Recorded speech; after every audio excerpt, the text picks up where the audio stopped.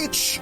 Magandang umaga, Pilipinas! Sa DZRH Radio, DZRH TV at DZRH Online. Kasama si Kuya Angelo Palmones. Magandang umaga, Pilipinas!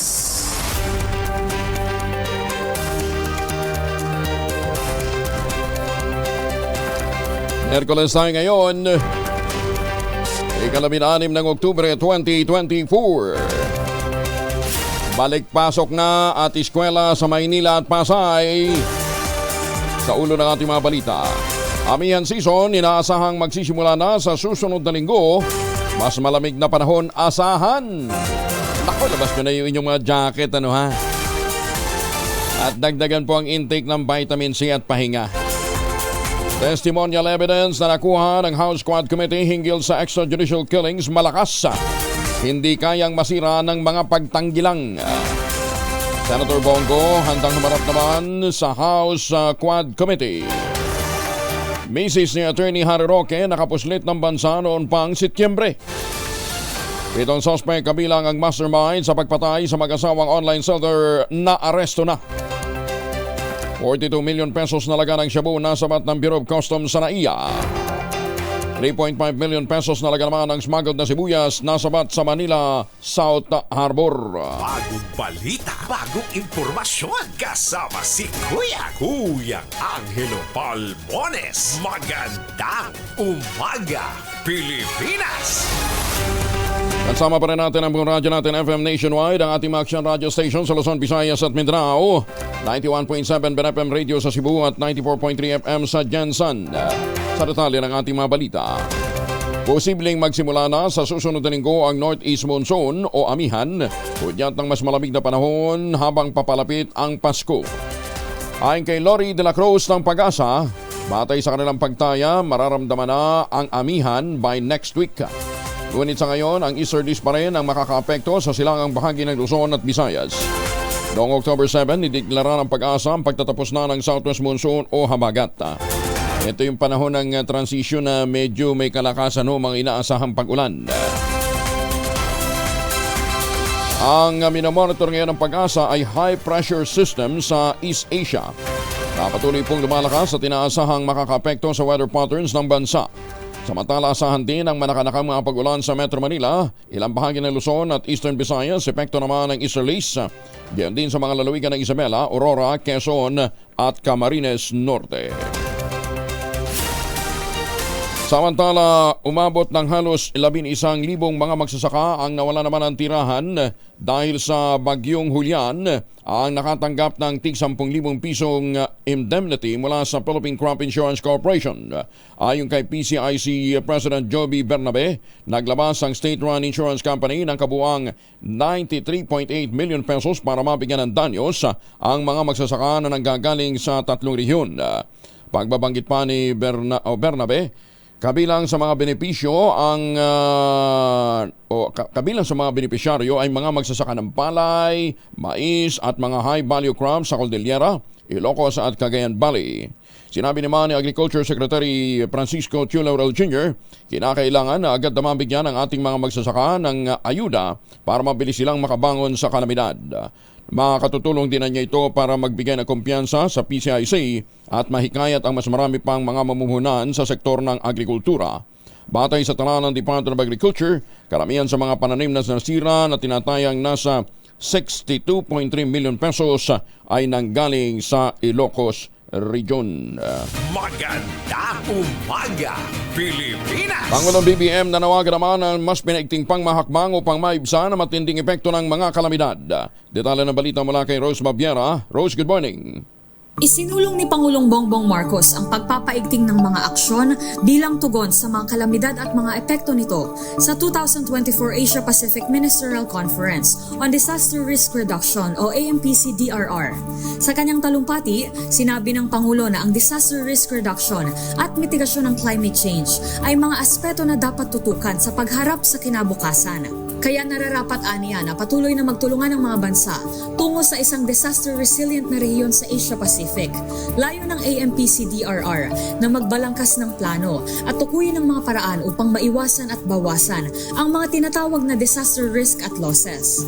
Ayon kay PBBM, sa pamamagitan ng pagpupulong na ito, magkakaroon ng pagkakataon na mas mapalakas ang kolaborasyon sa pagitan ng mga bansa, kasabay ng pagtukoy sa mga makabagong paraan sa pagtugon sa mga kalamidad.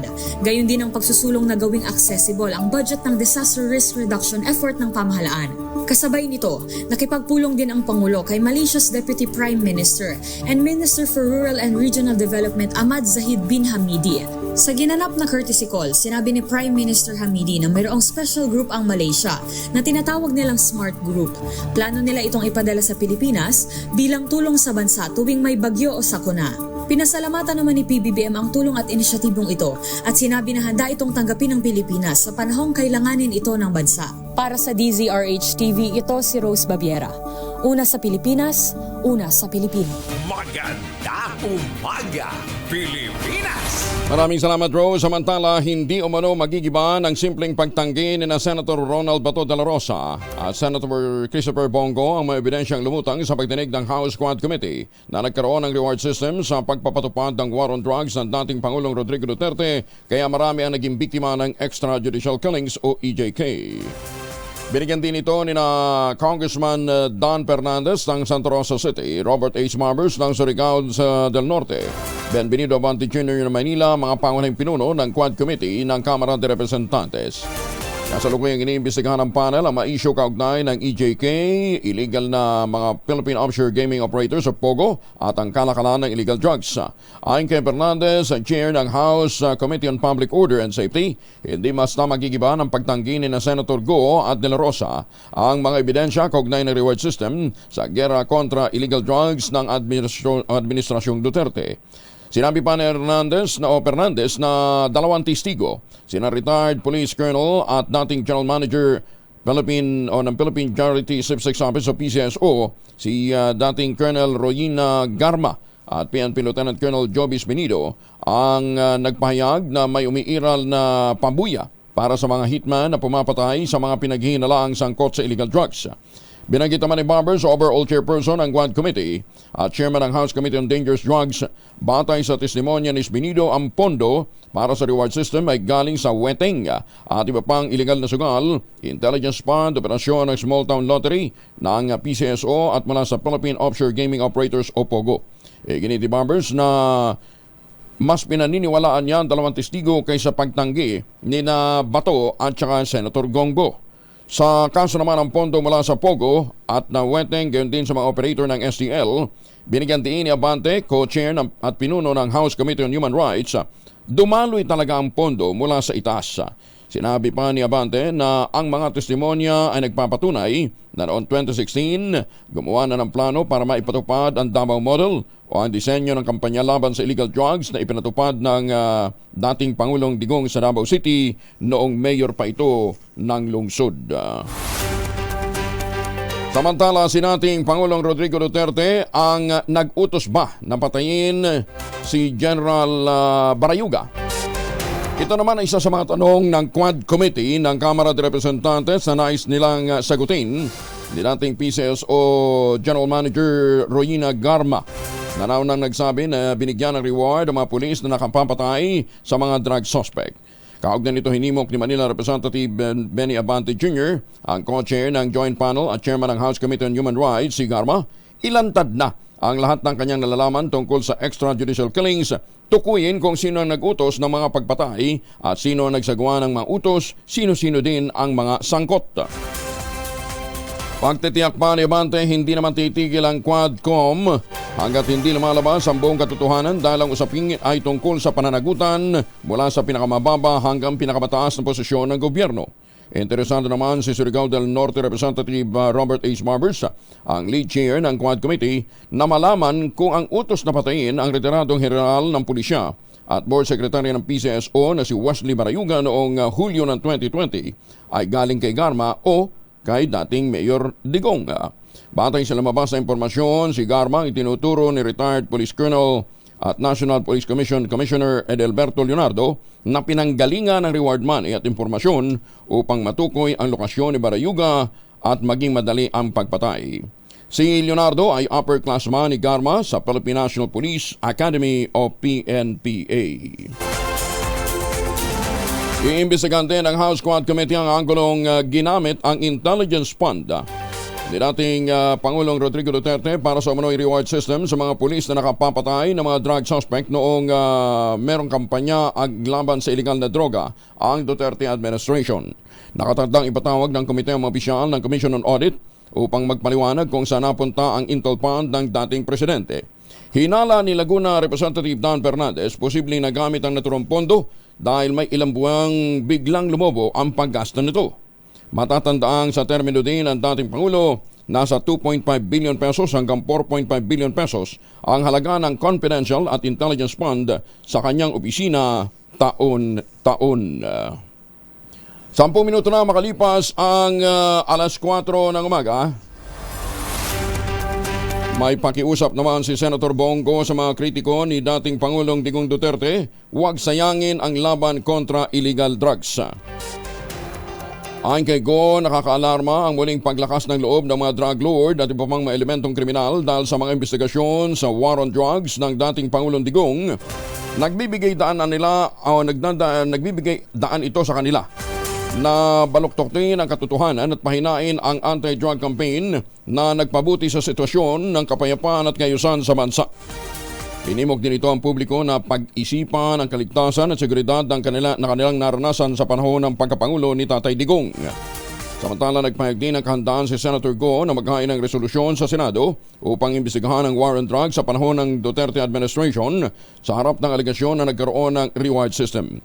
Sinabi pa ng Senador na maaaring magsilbing parallel investigation ang pagdinig sa Senado upang matukoy ang tunay na naidulot ng pagpapatupad ng drug war sa mga mamamayang Pilipino. Nagpahayag din ito ng kahandaan na dumalo sa hearing ng House Quad Committee, ngunit upang malaman lamang ang katotohanan at meron din ho kasi silang pinapahalagang interparliamentary courtesy.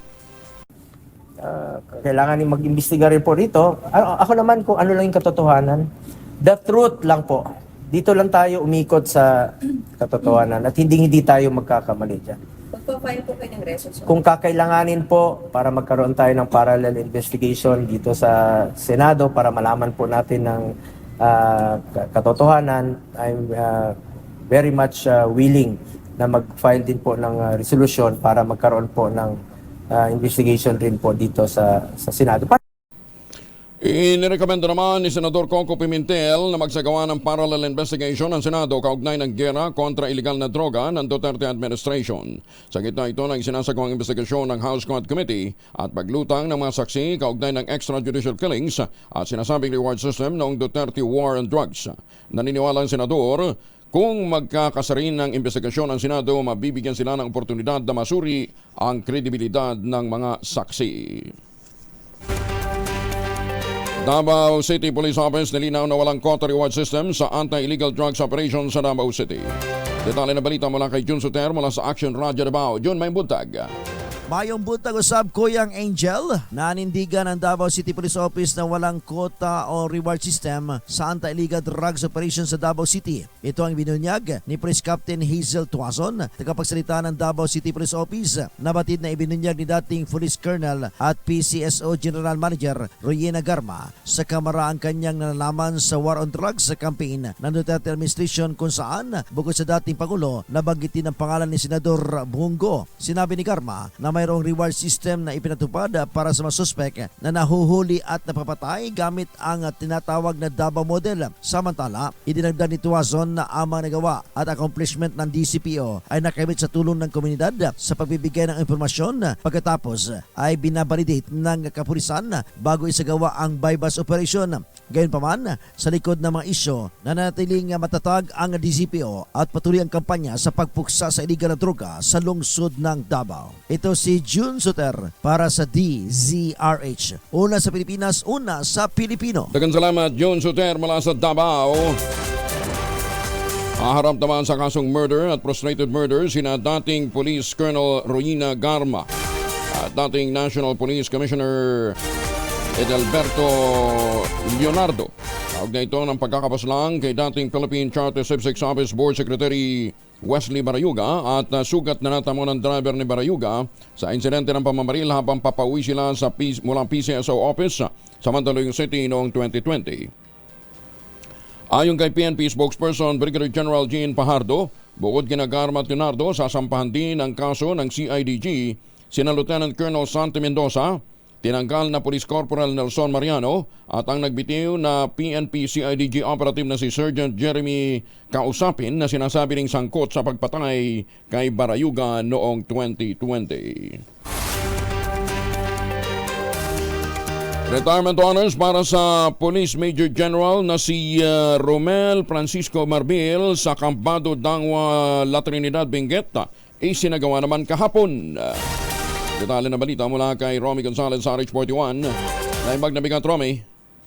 Pinangasiwaan ni PNP Chief Police General Romel Francisco Marbil ang retirement honors para kay Police Major General Mafelino Bazar, Director ng Directorate of Information and Communications Technology Management ng PNP, kahapon sa Camp Major Baro Dangwa sa La Trinidad, Benguet.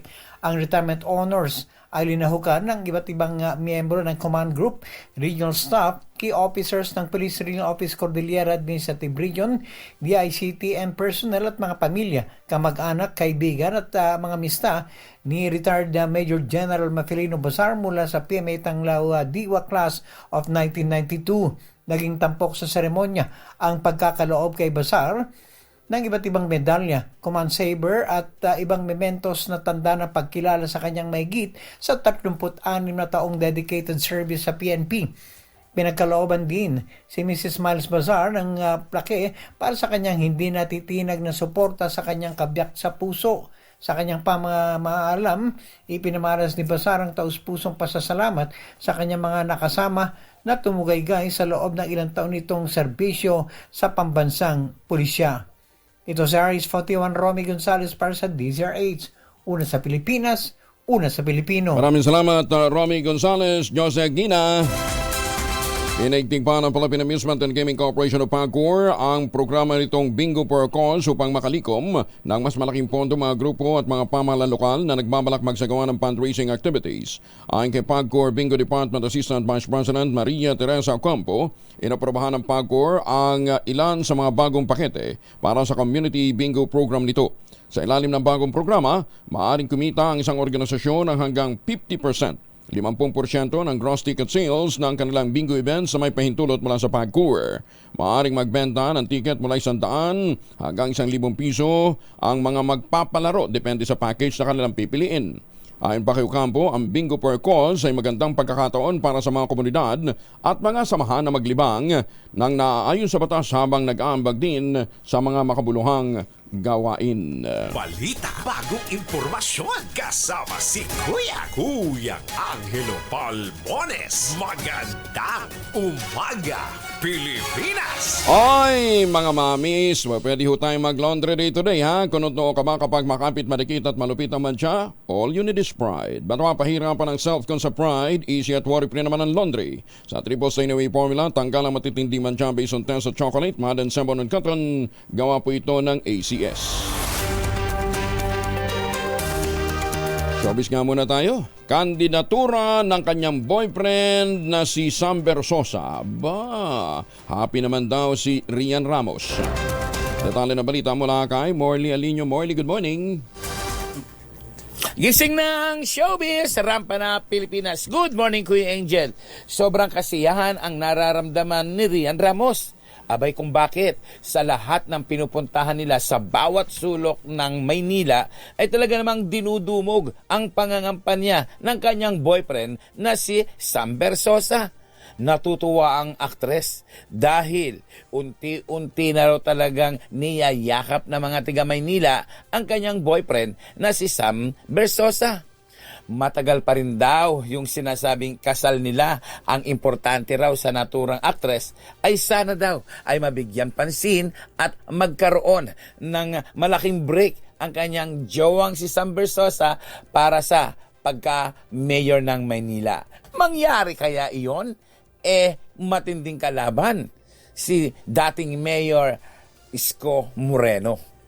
Iyan ang ating DCRH Showbiz Hottest News. Ito po ang inyong RH47. Morley Alinyo, tuloy-tuloy sa pagbabalita, tuloy-tuloy sa serbisyo. Sama-sama tayo, Pilipino. Babu!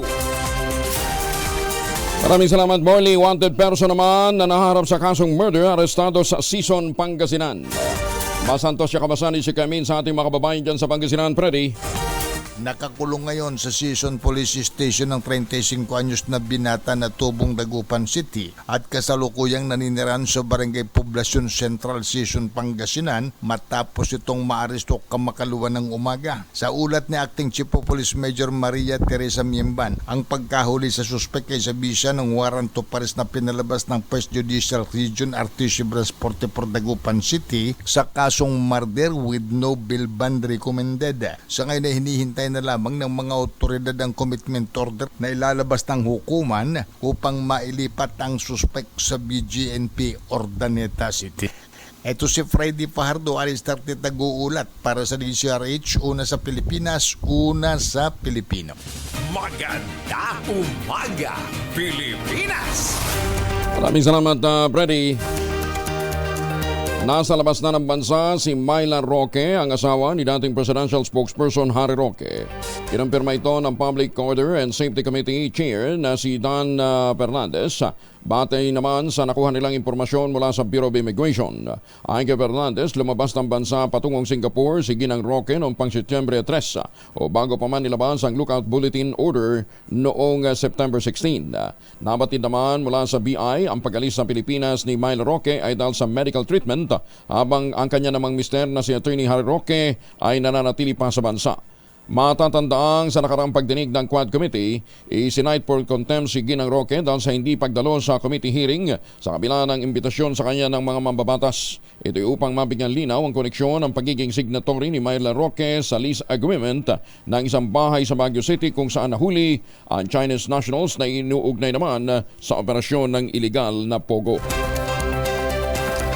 Isinapubliko na ng Police Regional Office 3 ang mga suspect sa likod ng pagpatay sa mag-asawang online seller. Sa panayam ni na Ray Sibayan at Romel Puerte sa programang Rapido Hapat na Balita, kinumpirma ni PRO 3 Director General Roderico Maranan na 7 ang naaresto kaugnay ng pagpaslang kina Arvin at Lerma Lulu. Kasama na niya rito ang mastermind ng krimen na kinilalang si Anthony Cawagas Limon na kapwa rin pala online seller. Ayon kay General Maranan, posibleng motibo sa pagpatay ang napag-alamang pagtakas ng mastermind sa utang nito sa mga biktima na umaabot ng 13 million pesos, pati na rin ang kompetisyon sa online selling. Balit ito yung ating nahuli, simula doon sa lookout hanggang sa gunman, hanggang doon sa middleman, at saka yung pinaka-leader nila at yung mismong mastermind. Base dito sa mga hawak nating ebidensya, ang lumalabas ay tungkol sa pagkakautang na nagkakahalaga ng 13 million at syempre yung kanilang labanan dun sa online selling. Negosyante ho ba itong si Anthony? Yes, isa ring online seller. Isa ring online seller. And lumalabas na si Anthony ay may utang, tama ho ba, dun sa mag-asawang biktima? Correct, tama. Ayun. Ayun, lupit ha. Mahaharap ngayon sa patong-patong na kaso mga suspect kabilang ang double murder at illegal possession of firearms and explosive. Mangingisda na tagpuang patay sa dagat ng Maribeles, Bataan. Detalye ng balita mula kay Danny Kumilang, RH37. Danny, good morning. Isang mangisda ang natagpuang patay sa dagat sakop ito ng Sitio Topside, Barangay Baseco, Maribeles, Bataan kahapon. Sa ulat ng Maribeles PNP, alas 3 ng hapon kahapon nang makita itong biktima na palutang-lutang sa tabing dagat. Sa inisyal na investigasyon ng Maribeles PNP, huling natagpuang buhay ang biktima na nakilalang si Junior Romero, 27 anyos, isang mangisda na residente ng Barangay 6, Hulugantan sa Cavite noong October 14, alas 12:30 na madaling araw. Sinabi ng kasama nitong mangisda na si Dave Mark Valenzuela, kainuman nila umano sa bangka ang biktima kasama ang iba pang mga mangisda at natulog na sila sa bangka at kinabukasan nawawala na umano itong biktima. Subalit kanila pang hinanap ito sa loob ng 24 na oras. Lumutang na lang ito sa dagat na wala ng buhay ayon sa Maritime Philippine Coast Guard.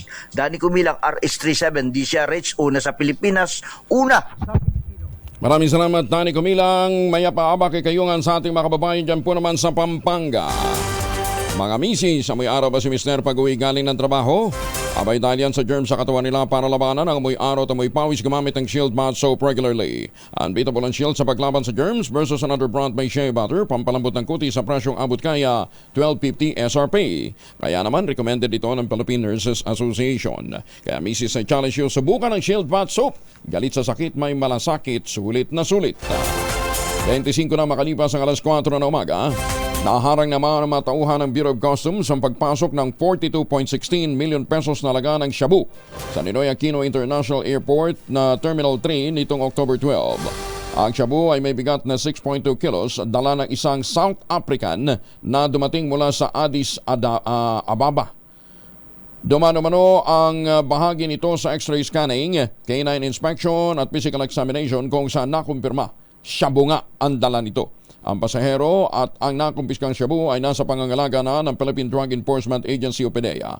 Mahaharap sa kasong paglabag ang suspect dahil sa violation ito sa Republic Act 9165 o Comprehensive Dangerous Drugs Act of 2002 at Republic Act 10863 o Customs Modernization and Tariff Act.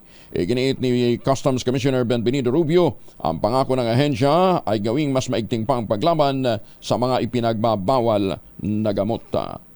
Dahil naman sa patuloy na kolaborasyon ng Department of Agriculture at Bureau of Plant Industry, yan din ang Bureau of Customs, nasamsam ang isang 40-foot container van na puno ng sariwang dilaw na sibuyas na tinatayang nagkakahalaga ng 3.5 million pesos. Ang kargamento ay inangkat mula China ng GRA at Pearl Enterprises Incorporated. Dumating ang container van sa Port of Manila sakay ng barkong Green Pacific noong pang July.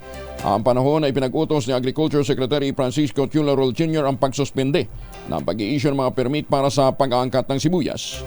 Matapos ang verifikasyon sa pamamagitan ng Inward Foreign Manifest, hiniling ng BPI Plant Quarantine Service sa BOC na mag-issue na ng warrant of seizure and detention sa laman ng naturang container.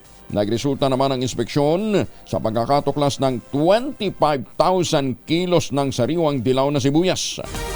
Ayon kay BPI Director Gerald Glenn Panganiban, imposibleng ang shipment na ito ng sibuyas ay inangkat gamit ang SPIC dahil nag-issue lamang ang talantanggapan ng sanitary at phytosanitary import clearance noong huling bahagi na ng Agosto. Pinabilisan niya ng BPI ang inspeksyon ng mga imported na mga produktong agrikultura, batay naman sa kautusan ni Secretary Chu Laurel at ipatupad ang biosecurity measures para hindi makalusot ang mga puslit na kargamento at mapangalagaan din ang interes ng mga magsasaka, maprotektahan ang kalusugan ng publiko. 27 makalipas ang alas 4, ay baka kayo'y may mga importanteng lakad Proteksyonan ang pamilya laban po sa mikrobyo. May dalawang formulation ng family alcohol na pwede nating pagpilian. Yung family 70% ay isopropyl alcohol, especially prepared for clinics, hospital, pharmacies, laboratories. Pero okay na okay din po yan sa mga households. Very effective yan sa disinfection at sterilization. Ganyan ang bagsik ng family, 70% ay isopropyl alcohol. Maghapon man natin gamitin, no problem. Hindi po manunuyo ang inyong mga kamay dahil meron po yung moisturizer. Yun namang mabangong family rubbing compound improved alcoholone, ay yan po yung mabangong isopropyl alcohol na ginagamit ng mga masahista, mga barbero, mga doktor, mga nurse, mga kumadrona. For sponge bathing and other cleansing purposes. Family rubbing alcohol parang DZRH book na sa mahabang panahon. Mabibili sa namang butik at convenience stores nationwide. Family rubbing alcohol hindi lang pampamilya, pang sports pa. Maganda umaga, Pilipinas! DepEd Eastern Visayas nilinaw na hindi binabaliwala ang mental health issue ng mga teacher at mga learners. Detalye ng balita mula kay Jimmy Angay-Angay, RH32. Maupay nga agad, Jimmy. Hindi binabaliwala ng Department of Education ang mental health issue sa mga teachers at mga learners. Ito ang sinabi ni DepEd Regional Director Dr. Evelyn Pitalvero sa isang panayam. Hindi may iwasan ang mental health issue dahil ayaw nito na humantong na may magkikitil ng sariling buhay kaya sinasagawa ng Department of Education ang psychosocial intervention sa pag-iugnayan sa mga international organization. Naglalayo na maiwasan pagdanas ng depression ng mga teachers at mga learners na maging healthy ang kanilang pagtuturo sa mga bata. Nabatil sa Leyte National High School, Leyte Normal University at iba pang paaralan sa Tacloban, bumuo ang City Health Office ng grupo na siyang magmonitor sa mental health ng mga learners at mga guro. Mula dito sa DYV Lacson Radyo Tacloban, ito si Arstrateto Jimmy Angay-Angay para sa DZRH, una sa Pilipinas, una sa Pilipino. Maraming salamat, Jimmy. Isinusulong naman ng Angko Madrona Party List ang proteksyon ng mga frontline health workers tulad ng mga barangay health worker at barangay nutrition scholars mula sa mga political harassment tuwing natatapos ang barangay election. Ayon kay Angko Madrona Party List First Nominee Attorney Arnel Gomalia, patid nila na may prerogative ang mga barangay captains na magtalaga at palitan ng mga empleyado ng barangay alinsunod sa Section 389 ng Republic Act 7160 o ang Local Government Code of 1991. Pero nakasaad din na niya sa Memorandum Circular 2010-147 ng Department of the Interior and Local Government.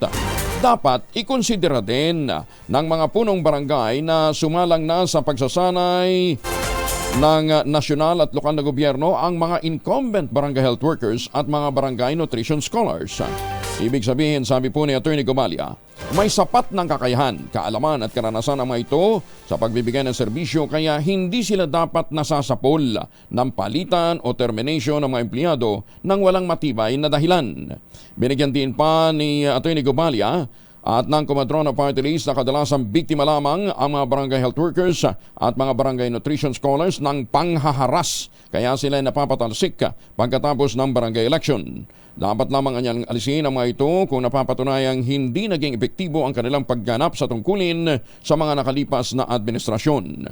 Ang Comadrona Party List ay binubuo ng mga frontline health workers gaya ng mga Comadrona, mga nurse, mga pharmacists, mga doktor, mga researchers at iba pang mga professional at mga stakeholders na nais garantihan na makararating hanggang sa mga lalayo at liblib na lugar ang basic health services. Bagong balita, bagong impormasyon, kasama si Kuya Angelo Palmones. Magandang umaga, Pilipinas! Tiniyak naman ng Department of Social Welfare and Development na hindi maabuso ang pamamahagi ng ayuda sa mga mahihirap na mga residente. Kapanayam ni na Anthony Taberna at Jerry Baha sa programang 2x2. Sinabi ni Social Welfare Secretary Rex Gatchalian, naglatag na sila ng safety nets upang hindi mapagsamantalahan ang naturang programa. Sinabi pa ng kalihim, hindi rin naman daw kulay politika ang nag-aasikaso ng programa dahil registered social workers ang mga ito at may bandato silang tulungan ang mga nangangailangan. Sinabi rin ni Gatchalian, bagamat mandato ng DSWD na tulungan ang mga nangangailangan, hindi nila intensyong sanayin ang mga benepisyaryo na umasa na lamang sa mga ayuda. Nilalagyan natin ng mga safety nets yan. So bukod dun sa pagsusuri ng ating social worker kung pasado ka o hindi, naglalagay rin tayo ng lockout period para masigurado natin na, kakagaling mo lang dito, hindi ka muna pwede, iba muna pagbibigyan natin, bibigyan mo muna ng sapat na panahon bago ka makakabalik sa atin. Samantala, dati nang nakatatanggap ng mga reklamo ang Senado tungkol sa manoy napupulitikang ayuda mula sa Department of Social Welfare and Development. Ito naman ang sinabi ni Senator Amy Marcos sa pagdinig ng pinamumunuan niyang Senate Finance Subcommittee kaugnay ng panukalang budget ng DSWD para sa susunod na taon. Ayon sa Presidential Sister, hindi nag-iisa si Zamboanga City Representative kay Mayor Adan Ulaso na nagrereklamo sa ahensya matapos siyang lumuhod at magmakaawa sa Regional Director ng DSWD para lamang sa ACA payout sa 1,500 beneficiaries. Meron na rin umanong kaparehong mga reklamo ang naiparating sa mataas na kapulungan ng Kongreso mula sa Surigao del Norte gayon din sa North Cotabato. Idiniin pa ni Senator Marcos na para sa mahihirap na Pilipino ang lahat ng ayuda ng gobyerno at hindi sa mga taong ginagamit ang mga mahihirap para sa interes nila sa politika. Hindi, alam naman natin na hindi lang yan ang kauna-unahang pagkakataon na nangyari yan. Marami ring nahinto ng payout sa Surigao del Norte. Nangyari na rin yan sa North Cotabato. Marami na talagang ginagawang ganyan ang DSWD. Huwag naman kayo sasama sa politika. Wala pa eleksyon. Mas politiko pa kayo kesa sa amin. Madam Chair, no, we told Congressman Olaso ahead of time na hindi ho matutuloy yung payout kasi hindi pa ho kami tapos dun sa pag-vet ng listahan. Samantala, tinawag din ni Senator Amy Marcos na super endo violator ang DSWD dahil sa pagkakaroon ng pinakamaraming bilang ng mga contractual employees sa gobyerno. Sagot naman ni Budget Assistant Secretary Leonido Pulido kay Senator Marcos, may mga ginagawa ng hakbang ang DSWD para maging regular na ang nasa 4,000 hanggang 5,000 contractual employees ng kagawaran. Dami Naninindigan ang Office of the Vice President sa pahayag nitong hindi tinatanggap ng Department of Social Welfare and Development ang mga referral nito. Ito ay matapos igiit ni Social Welfare Secretary Rex Gatchalian na tinatanggap naman ng ahensya ang lahat ng mga request ng tulong mula sa Office of the Vice President. Sa inilabas na pahayag ni OVP Director for Operations Norman Baloro, sinabi nitong inaccurate, misleading ang naging pahayag ni Gatchalian. Sa katunayan, maraming pagkakataon umano na binabaliwala ng DSWD ang kanilang mga referral.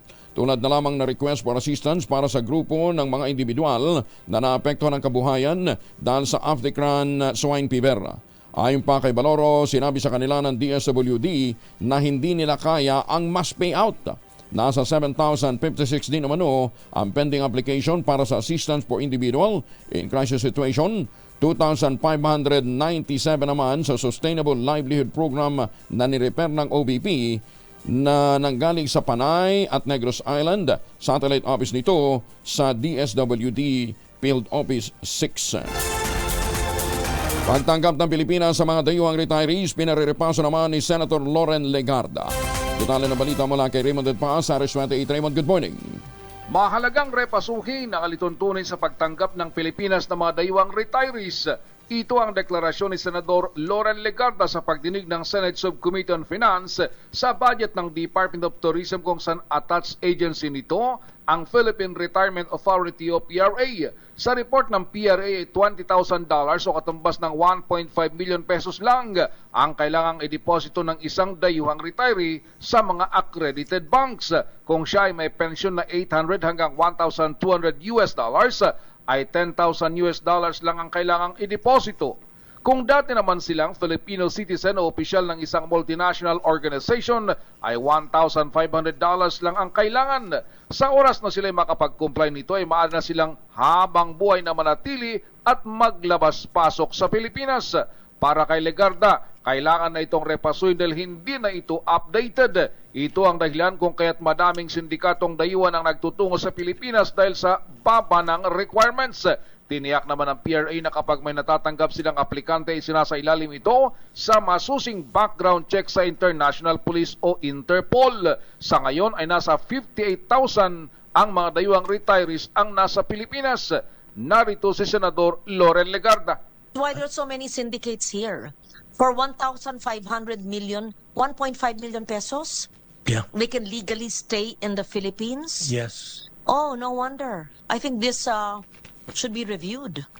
Let's say. Yeah. It's too winning really are to syndicates. That's why there's a den of syndicates in this country.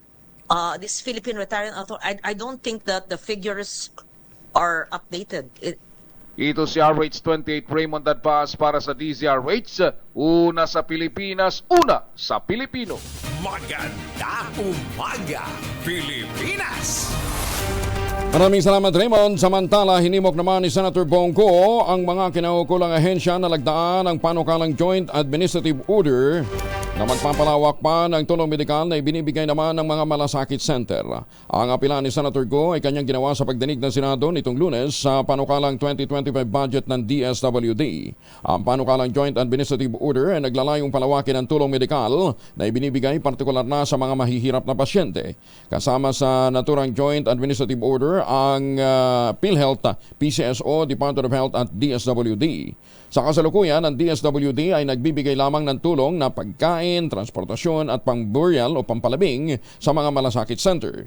Ang minumungkahing tiyaw ay magbibigay daan sa DSWD na magbigay din ng karagdagang tulong pinansyal na may kaugnayan sa medikal na pangangailangan ng mga kwalipikadong benepisyaryo. Bukod pa sa maaaring sakalawin din ng PhilHealth, Department of Health at ng PCSO. Ang malasakit center sa isang one-stop shop na naglalayong suportahan ang mga mahihirap na pasyente sa pagbawas sa kanilang gastusin sa ospital sa pinakamaliit na posibleng halaga. Si Senator Go ang pangunahing may akda at sponsor ng Republic Act 11463 o ang Malasakit Centers Act of 2019 na na-institutionalize o nag-institutionalize sa Malasakit Center Program. Naharang naman ang mga tauhan ng Bureau of Customs ang pagpasok ng 4,891 ecstasy tablets na nagkakahalaga ng 8.31 million pesos. Ang ecstasy na inihalo sa kape, lupit ay naharang sa tulong ng mga tauhan ng BOC Port of Clark, Philippine Drug Enforcement Agency o PDEA, BOC Enforcement and Security Services, Customs Anti-Illegal Drug Task Force at Customs Intelligence and Investigation Services. Nakita ng mga tauhan ng BOC ang kahinahinalang laman ng package nang dumaan sa X-ray inspection project, kaya't ipinadaan ito sa K9 inspection. Sa katuwang ang PDEA, nakita nga ang indikasyon na may lamang illegal na droga ang naturang mga pakete.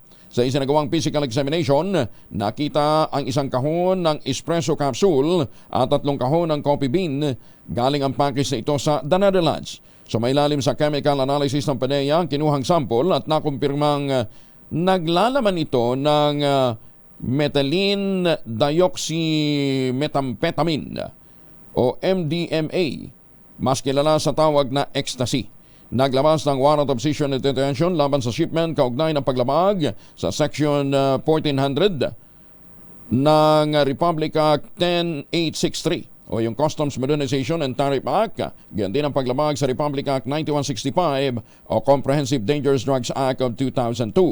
Nangako naman ang Bureau of Customs sa ilalim ng pamumuno ni Commissioner Benvenido Rubio, patuloy na paigtingin ang kampanya laban sa mga ipinagbabawal na gamot. Maganda umaga, Pilipinas! Ay, baka kayo papauwi ng Pilipinas yung mga suki natin dyan abroad. Pagdating ho ninyo ng Pilipinas, dito na lamang ho kayo bumili ng tsokolate. Huwag na hong imported na tsokolate, baka mamaya kung ano-ano pa hong mga halo niyan. Tangerine chocolate, yan po ay gawang atin. Sa tulong po ni Dr. Helen Tan, yung po mga planting material ng kakao galing Davao, hinakot po yan, itinanim sa ilalim po ng mga nyugan dyan po sa lalawigan ng Quezon. Kaya ngayon, nagpo-produce na ang ating mga magsasaka ng dekalidad na cacao beans. At yan po naman ang pinaprocess para maging tangerine chocolate. Available sa 0919-095-5935 o dili kaya i-check po ninyo sa tangerinechocolate.ph. Yan po naman yung kanilang website at makikita din ho ninyo dyan yung mahigit 10 variants ng tangerine chocolate na ang mga raw material ay galing din po sa ani ng mga magsasaka. Kaya sabi nga po ni Dr. Helen Tan, pinagmamalaki niya na ito'y 100% gawang lokal but taste and looks global. Tangerine chocolate, 100% gawang atin. Kaya tangkiligin natin. Ang sabi nga po ni Dr. Helen Tan, sino bang magmamalasakit sa Pilipino kundi ang kapwa Pilipino? Maganda umaga, Pilipinas! Ay, batiin ko muna ng happy 20th anniversary ang Court of Appeals Visayas Station. Ayan, dinayo pa ito ni Justice Max De Leon, para ho personal niyang matingnan ang mga gagawing activities, ginawang activities dyan po sa pagdiriwang ng 20th anniversary ng Court of Appeals Visayas Station. Ayan, siyempre, ko-congratulate. Hindi yata nakarating, pero nagparating ho ng kanyang mensahe si Chief Justice Alexander Gismundo. Ayan, at ang kumatawa na lamang ho sa kanya at nagbigay din ho ng kanyang mensahe ay si Acting Presiding Justice Fernanda Lampas Peralta. Ayan, at ang nagpakilala sa kanya ay si Justice Corpin, Bautista Corpin Jr. Ayan, so congratulations ho sa lahat ng mga justices dyan po sa CA on the 20th anniversary ninyo.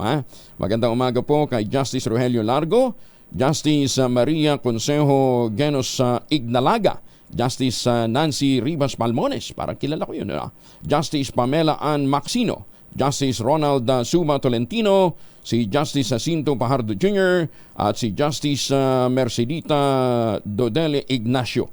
Magandang umaga din kay Justice Marilyn Lagura Yapa at Justice Maria Consejo. Ayan, Maria Consejo Genos Ignalaga. Ayan. Sila po yung mga bumubuo diyan po sa Visayas Station ng Court of Appeals.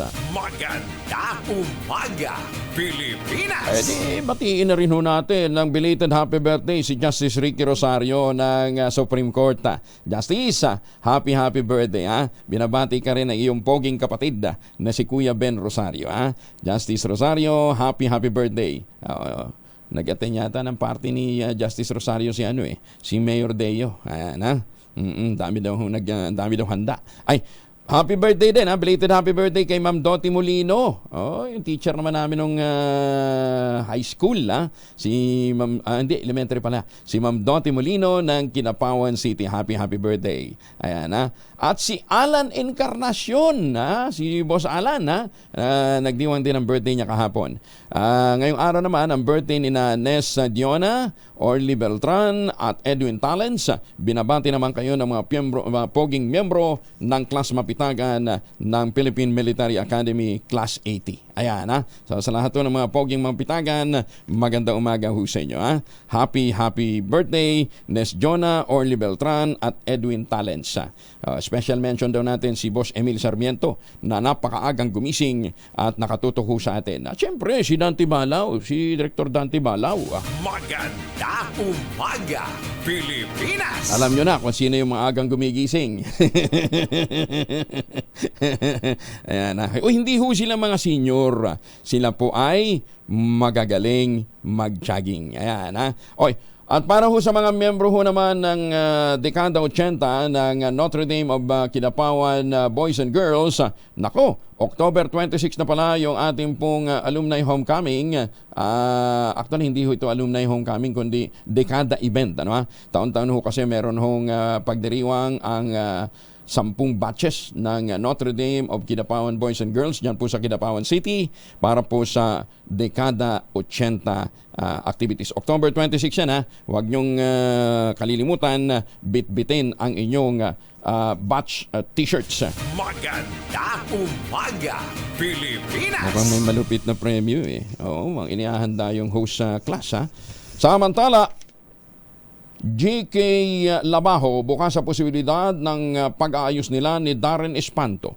Sino naman ang mga ito? Yan ang aalamin natin mula kay Gorgie Lura. Gorgie, good morning!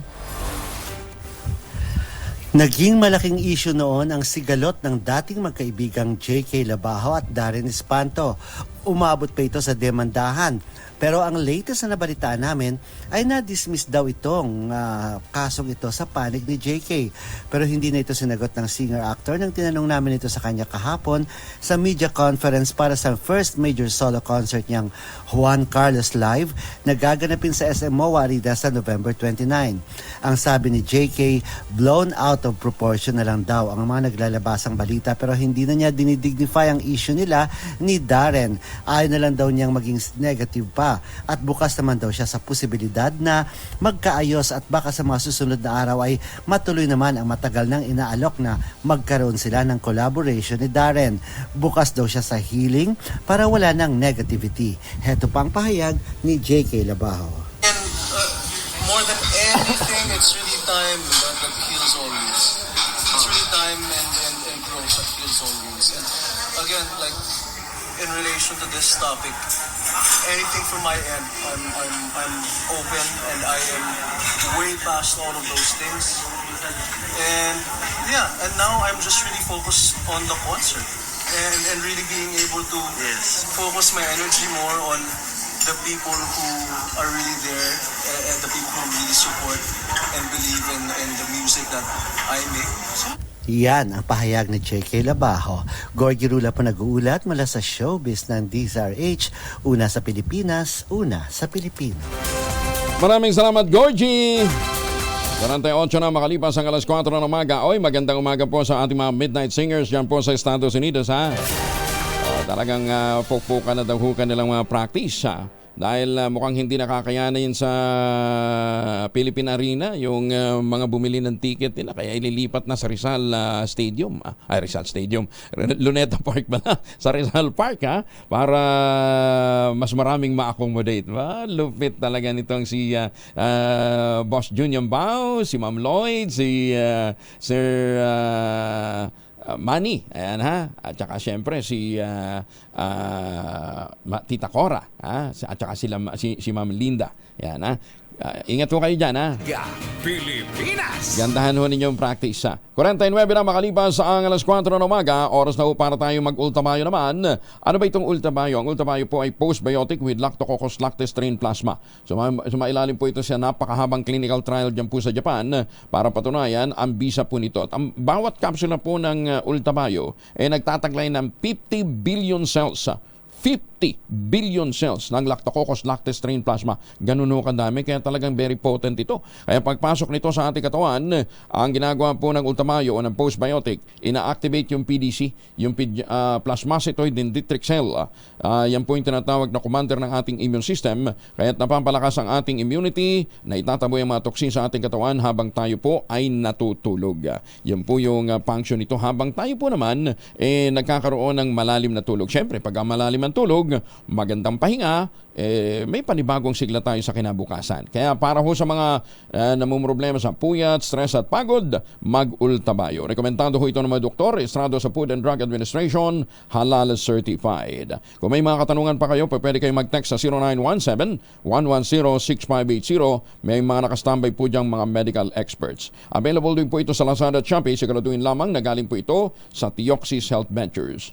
Ang ultamayo ay available din po sa Mercury Drug, Amesco Drug, Passmed Pharmacy, John's Pharmacy at Curamed. Pero ang mahalaga nating paalala, huwag kakalimutan, ang ultamayo ay hindi gamot at hindi dapat gamiting panggamot sa anumang uri ng sakit. Ayan klaro. Para ho sa mga, lalong-lalo na sa mga senior citizen na nangangailangan i-boost ang kanilang immunity.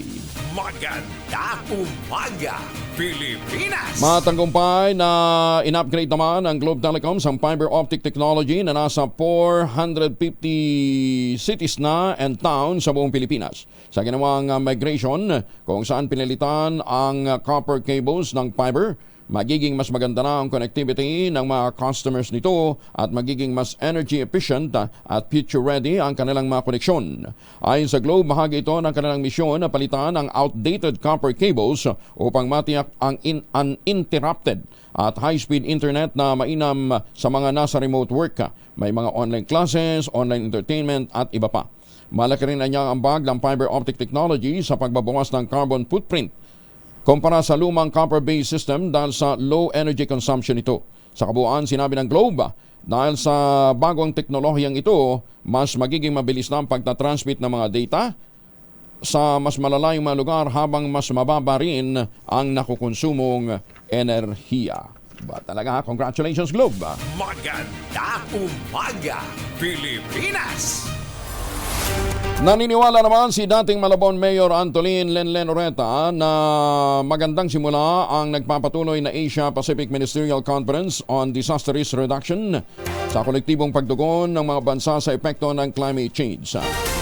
Ayon sa umaasinta na maging kongresista ng Lone District ng Malabon, malaking tulong ang komperensya upang maitaas ang kamalayan ng publiko sa panganib ng mga kalamidad at upang magkaroon ng mga ito ng kusang palong pakikipagtulungan sa recovery process. Magiging danan niya ito upang mapahusay ng mga bansa ang kanilang disaster risk funds at maingganyo din ang pribadong sektor na umalalay sa mga inisyatibong ito ng gobyerno.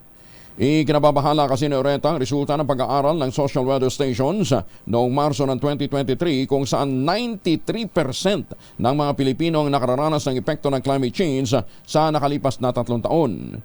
Ito ang yan dahilan kung bakit mahalaga na makapaglatag ang gobyerno ng mga kagyat na solusyon sa pagbabago ng klima o panahon.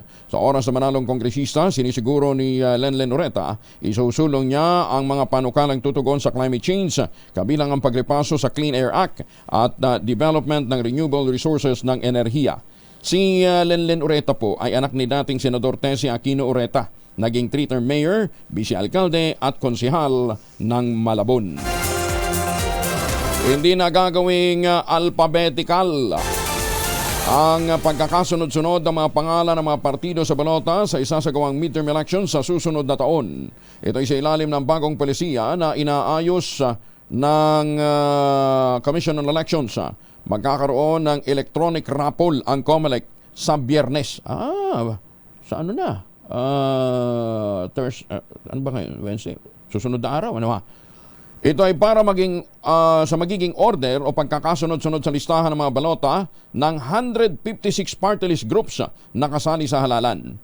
Ayon sa COMELEC spokesperson na si John Rex Laujanco, layon ng bagong polisiya na baguhin ang nakagawian na kapag number 1 o letter A ang pangalan ng partido, otomatiko na itong nakalista sa unahan.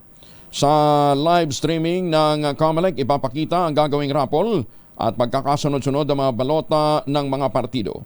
Sa 156 party list groups, 113 sa kanila ay dati ng mga partido, 42 ang mga bagong rehistro at ang tinig ng seniors ay nakakuha naman ng Temporary Restraining Order TRO sa Korte Suprema. Magugunitang 42 party list group ang tinanggal din ng COMELEC sa listahan dahil sa hindi ito lumahok sa dalawang magkakasunod na halalan. Sa iba pang mga balita, ang task force na pinamumunuan ni retired Police Colonel Edalberto Leonardo na nakabase sa Regional Office ng Criminal Investigation and Detection Group sa Davao City ang naging pangunahing pugad ng reward system ng War on Drugs campaign ng Duterte administration. Batay naman ito sa naging pahayag ni dating PCSO General Manager Royina Garma. Sa kanyang sinumpaang salaysay na isinumite sa Quad Committee ng Kamara de Representantes, ipinaliwanag ni Garma kung paano ginamit ang reward system na nagsimulang o nagmistulang insentibo sa pagpatay ng mga hinihinalang drug suspect, kaya mas minamabuti ng mga pulis na patayin na lamang ang suspect kaysa arestuhin ang mga ito. Ibinunyag pa ni Garma na isa ring retiradong pulis at kilalang malapit kay dating Pangulong Digong na ang kontrobersyal na kampanya laban sa illegal drugs ay sinagawa sa ilalim ng direktiba ng dating Pangulo, kung saan ang kanyang kaibigan na sina Senador Christopher Bongo at Leonardo ang may pangunahing papel sa pagpapatupad dito. Si Leonardo na noon ay hepe ng CIDG Region 11 ay bumuo ng isang grupo ng mga pinagkakatiwalaang operatiba upang isagawa ang drug war operations na ibinatay sa Tenegraang Davao model na ginamit noon ng panahong ng dating Pangulo habang alkalde pa ito ng lungsod. Isang sistema na nagbibigay ng gantimpala sa mga pulis na pumapatay sa mga hinihinalang drug suspect. Ibinida naman ni House Speaker Ferdinand Martin Romualdez sa international community ang mga nakamit na pagbabago ng Pilipinas sa larangan ng siyensya, teknolohiya at innovation sa ilalim ng pamumuno ng Pangulong Bongbong Marcos Jr. Sa kanyang pagharap sa ika-149 na Interparliamentary Union Assembly sa Geneva, Switzerland, ipinahayag ni Speaker Romualdez ang pagtutulungan ng Pangulo at ng Kongreso sa pagsusulong ng siyensya, teknolohiya at innovation para sa pag-unlad ng bansa. Bilang bahagi naman ng legislative priority ng Pangulong Marcos, binuuan niya ang National Innovation Council upang masiguro na ang innovation ay nakapaloob sa mga prioridad na hakbangin ng bansa para sa pagkamit ng socio-economic progress. Ang konseho na pinamumunuan ng Pangulo ay merong susunding National Innovation Agenda and Strategy Document. Nilalaman ito ang mga hangarin para sa pangmatagalang mitiin ng Pilipinas pagdating sa innovation at ang roadmap para sa mga estratehiya kung paano pagbubutihin ang innovation governance, pagpapalalim at pagpapabilis ng inobasyon at pagsasama ng public-private partnership upang masigurong walang Pilipinong maiiwanan. Magandang umaga, Pilipinas! 57 makalipas ang alas 4 ng umaga.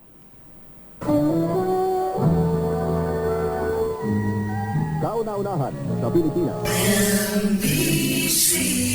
Manila Broadcasting Company. DZRH, a proud member of MBC Media Group.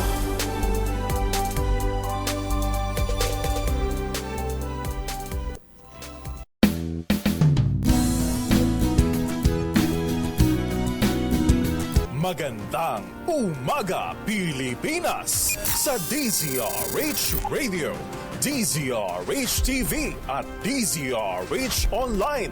Kasama si Kuya Angelo Palmones. Magandang umaga, Pilipinas! Ay, may buntag sa mga taga-Kilapawan City. Ay, bago tayo magkalimutan, baka naghahanap po kayo ng magandang investment opportunity, ha? Nariyan po yung mga proyekto ng Westchester Realty sa Central Luzon. Napakalapit lamang po sa Clark International Airport at Clark Economic Zone. Nakamura na itong ready for occupancy unit na buong housing industry. With easiest term, baba 5% lamang ang down payment, pwede pang gives. With 20,000 pesos all-in down payment, pwede ka na maglipat bahay agad after 7 days ng take-out ng Pag-ibig Housing Loan. Nasa loob po ng township ang simbahan, eskwelahan, palengke, grocery stores, nandun din pati munisipyo. Kaya ano pang iniintay po ninyo? Ito pa rin ang pangarap na magkaroon ng sariling bahay sa presyong abot kaya. Napakalapit lamang po sa Clark International Airport at Clark Economic Zone. Tawag na po sa 0996-501-5555 o dili kaya sa 0947-434-5555. At kung ngayon pa ho kayo bibili, may chance pa ho kayo manalo ng bagong kotse sa Disyembre. Kaya pag sinuwerte ka sa Disyembre, bago ng highball mo, bago pa ang chikot mo. Bagong balita, bagong impormasyon. Kasama si Kuya Angelo Palmones. Magandang umaga, Pilipinas! Si Benny Estrella mula sa Pag-asa. Kasama na natin ka, Benny. Good morning. Good morning po, Sir Angel. Ganyan din sa ating mga taga-subaybay. Sa ngayon po ay wala tayong minomonitor na bagyo or low pressure area sa paligid ng Philippine Area of Responsibility. Easterlies pa rin ang umiiral na weather system o ito yung hangin galing sa Pacific Ocean. Mataas ang chance ng ulan sa may eastern sections po ng Luzon and even Visayas. Habang sa natitirang bahagi ng bansa na nanatiling bahagyang maulap hanggang maulap ang kalangitan na sinasamahan din po ng mga pulupulong ulan at mga pagkidlat pagkulog na madalas din pagsapit ng hapon at gabi. Temperatura sa Metro Manila mula 25 hanggang 32 degrees Celsius. At sa Baguio naman ay mula 17 to 24 degrees Celsius. At wala rin tayong nakataas po na gale warning sa alimang baybayin ng bansa. Yung mga latest mula sa weather forecasting ng Pag-asa, Benny Estrella, good morning po. Benny, towards the weekend. At towards this, anong araw na po ba ngayon? Wednesday na ngayon eh. Midweek na tayo eh. We're expecting pa rin naman na halos katulad lang din na weather condition. Maganda na yung panahon, ha? Yung Mindanao ang maulan. Saan parte ng Mindanao? Itong Zamboanga Peninsula, Socsogen, Davao Region, yung mga southern portion. Southern portion. Malakas? Possible po na may malalakas din ng mga ulan, hindi naman siya tuloy-tuloy. Hindi lang tuloy-tuloy. Sige. Thank you, Benny. Maraming salamat. Si Benny Estrella mula sa Pag-asa. Yan, ha? So para ho sa mga taga Mindanao, medyo magiging maulan ang ating weekend. But the rest ng Pilipinas, ayos lang daw. Magandang umaga, Pilipinas! Pero just the same, magbaon ho tayo ng proteksyon laban ho sa mikrobyo. May dalawang formulation po ang family alcohol na pwede nating pagpilian. Yung family, 70% ay isopropyl alcohol. Especially prepared for clinics, hospital, pharmacies, laboratories, pero okay na okay po yan sa mga households. Very effective yan sa disinfection at sterilization. Ganyan na bagsik ng family, 70% ay isopropyl alcohol. Maghapon man natin gamitin, no problem. Hindi po manunuyo ang ating mga kamay dahil meron po itong moisturizer. Yun namang mabagong family rubbing compound improved cologne. Yun po yung mabangong isopropyl alcohol na ginagamit ng mga masahista, mga barbero, mga doktor, mga nurse, mga kumadrona for sponge, bathing, and other cleansing purposes. Family rubbing alcohol parang di siya reachable na sa mahabang panahon. Mabibili sa namang butik at convenience stores nationwide. Family rubbing alcohol, hindi lang pampamilya, pang sports pa. Bagong balita, bagong impormasyon. Kasama si Kuya Angelo Palmones. Magandang umaga, Pilipinas! Mailalabas na ang bagong expanded benefits ng PhilHealth bago matapos ang taon. Ito naman ang pinahayag ni Dr. Israel Parga, Senior Vice President for Health Finance ng PhilHealth, sa panayam po ng programang balansyado dito po sa DZRH at radyo natin. Ayon kay Parga, silan sa mga idaragdag na benepisyo ay ang peritoneal dialysis, chemotherapy, cataract extraction at ischemic heart disease operation. Pati niya ang ginawang request ng mga mababatas gaya ng pagdadagdag ng prescription glasses, wheelchair, walker, crutches at cane ay isasama sa mga benepisyong maipapalabas para ho sa mga benepisyaryo. Una nang itinaas ang pondo para sa ilang sakit gagaya ng severe pneumonia, stroke, bronchial asthma, sepsis para naman ito sa mga bagong silang. Matatandang una na rin inalis ang pulisiyang single confinement policy ng PhilHealth na matagal na ipinaglaban ni Senator Bongo kung saan maaari nang ma-confine ng 2 o higit pang beses sa loob ng 90 araw ang isang pasyente. And bago matapos ang taon, Henry, inaasahan natin na maipalabas na rin natin yung mga bago or expanded benefit katulad po sa peritoneal dialysis, chemotherapy, cataract extraction, and pati po dun sa ischemic heart diseases. So hopefully po bago matapos ang taon ay maipalabas na natin yan. Aba, o edi sige, bago matapos ang taon huwag nyo naman hangaring magkasakit ha. Pero dun sa mga hindi pa nakapagpapagamot, pagkakataon nyo yan ha. Magandang umaga, Pilipinas! Pinaghahandaan na ng Philippine Marine Corps ang posibilidad ng paglilikan sa mga OFW sakaling sumiklab naman ang kaguluhan sa Taiwan. Itong inahayag ni Brigadier General Vicente Blanco III sa pag-arangkada ng military exercises Kamandag kasama ang United States Marine at iba pang bansa. Kasunod ito ng ginawaring malawakang military drills ng China sa paligid ng Taiwan na kanilang itinuturing bilang warning sa teritoryo na malapit sa kanilang mga pilit na inaangkin. Ayon sa Kamandag Director na si Blanco, kabilang sa mga senaryo na kanilang sinanay ay humanitarian assistance para po sa repatriation ng mga Pilipino sa Taiwan sakali mang magkaroon ng kaguluhan sa naturang bansa. I think it's more of a preparing our forces whenever there will be repatriation of our OFWs. We are not exercising to join the fight. Magandang umaga sa mga taga San Jose, Montalban, Rizal. Ay magandang umaga din po sa mga suki natin dyan sa Pangasinan.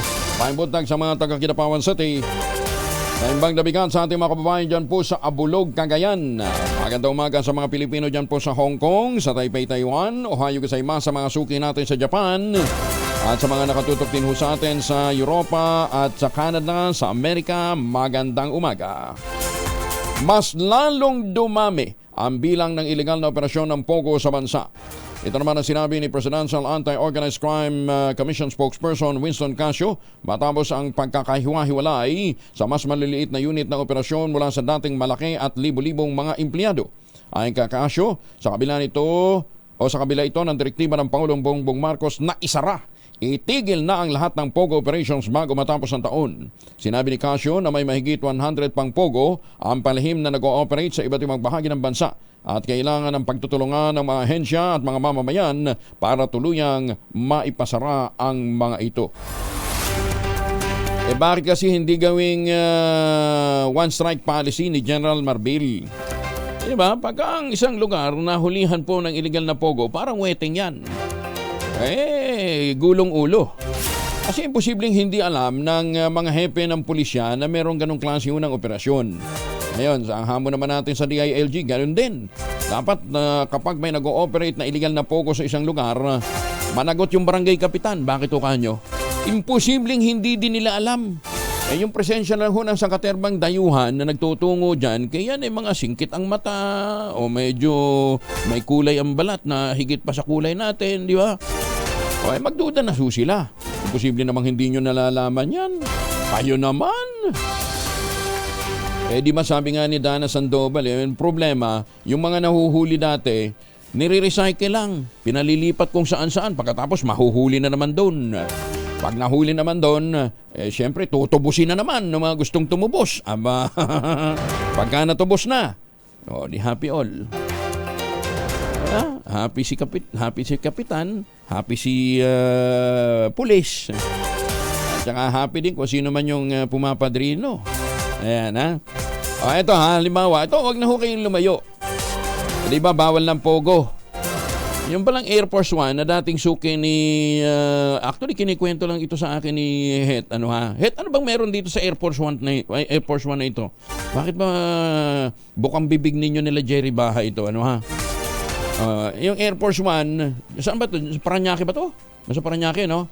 Oo. Yung Air Force One, dating pasyalan ho ng mga kilalang mga politiko at saka mga pulis at saka kung sino-sino. Ano, ha? Alam ba ninyo na ito pala ginawa ng Pogo? Ginawa na itong Pogo. Oo. Dahil bawal na ang Pogo, ginawa na ito ngayong Pigo. Maayos From Pogo to Pigo. Malupit. At ang nag-ooperate daw niyan ay isang entertainment company. From Pogo to Pigo. Ayos. Magandang umaga, Pilipinas! Anong milagro na nasa likod niyan? Yan po ang ating susubaybayan. Lupit. Diba? From Pogo to Pigo. Air Force One, matanong nga mamaya si Jerry, ano bang meron dyan sa Air Force One na yan, Mahiwagang tunog! Adino muna tayo bago natin to kasi ng hiwaga ng bagay na yan. Ito muna ang ating mahiwagang tunog.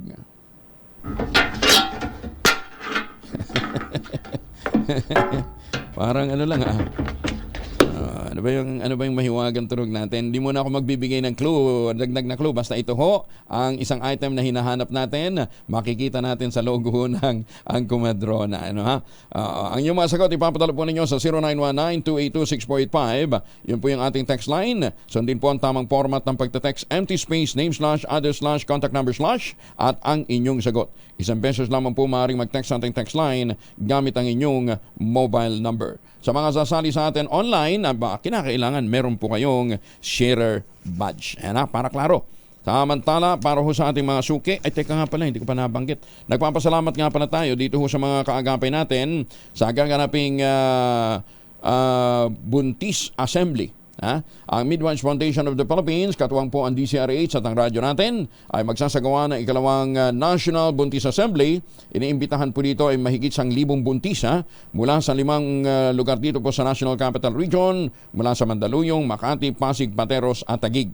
Ang tema po, kalusugan mo, aalagaan ko, pagbubuntis mo, babantayan ko. Ayan, yan po ang tema ng ating pong mga kumadrona, ng ating pong mga membro ng Midwives Foundation of the Philippines.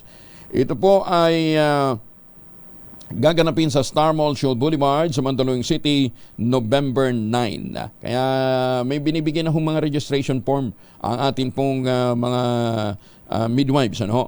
Isinasagawa po ang National Buntis Assembly taon-taon, naglalayong maghatid ng mga kapakipakinabang na impormasyon sa pagbubuntis, ganyan din sa kanilang mga mister, para magkaroon ito ng maayos at ligtas na panganganak. Sa pakikipagtulungan nga po ng Midwives Foundation of the Philippines, DCRH Operation Tulong, DCRH TV, at radyo natin FM Nationwide, nagpapasalamat po tayo sa mga sumusuporta dito. Congresswoman Camille Villar, thank you. Ganyan din kay Speaker Martin Romualdez, sa Tingog Party List, sa DKT Health Incorporated, gumagawa po ng Transcondom, Pediatrica para sa kanilang tiki-tiki, Paracetamol Biogesic, Celine at Celine Plus. Gayon din sa Taisho para sa kanilang bibigay ng mga tempra. Gayon din sa MB My Breast Friend, EQ Colors Diaper, Nature Spring Water, Asia Brewery Incorporated, Absolute Metal, Yakult Philippines, Sanicare at Red Scope, at marami pang katuwang natin para po sa ikalawang National Buntis Assembly. Magmamarcha ang mga buntis. Magandang umaga, Pilipinas! Tinutugis na ng Presidential Anti-Organized Crime Commission ang 4 na dayuhan na sinasabing nagpopondo naman sa mga Philippine offshore gaming operators sa bansa. Ayon kay PAOK spokesperson Dr. Winston Casio, mga Chinese at Chinese Malaysia ng mga ito na nagtatago simula ng magkasana crackdown laban po sa mga iligal na pogo. Tiwala si Casio na madadakip na nila mga dayuhan sa mga susunod na araw. Bagamat aminadong malaking hamon sa kanila ngayon ang underground na operasyon ng pogo matapos ngang magpalit ng diskarte sa operasyon.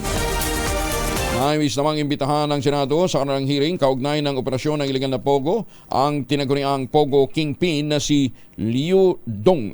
Ayon kay Senator Sherwin Gatchalian, kritikal at mahalaga ang mga impormasyon na posibleng nilang makalap mula sa tinatawag na boss of the boss ng mga Pogo, kaugnay ng kanilang nalaman mo tungkol kay Alice Guo.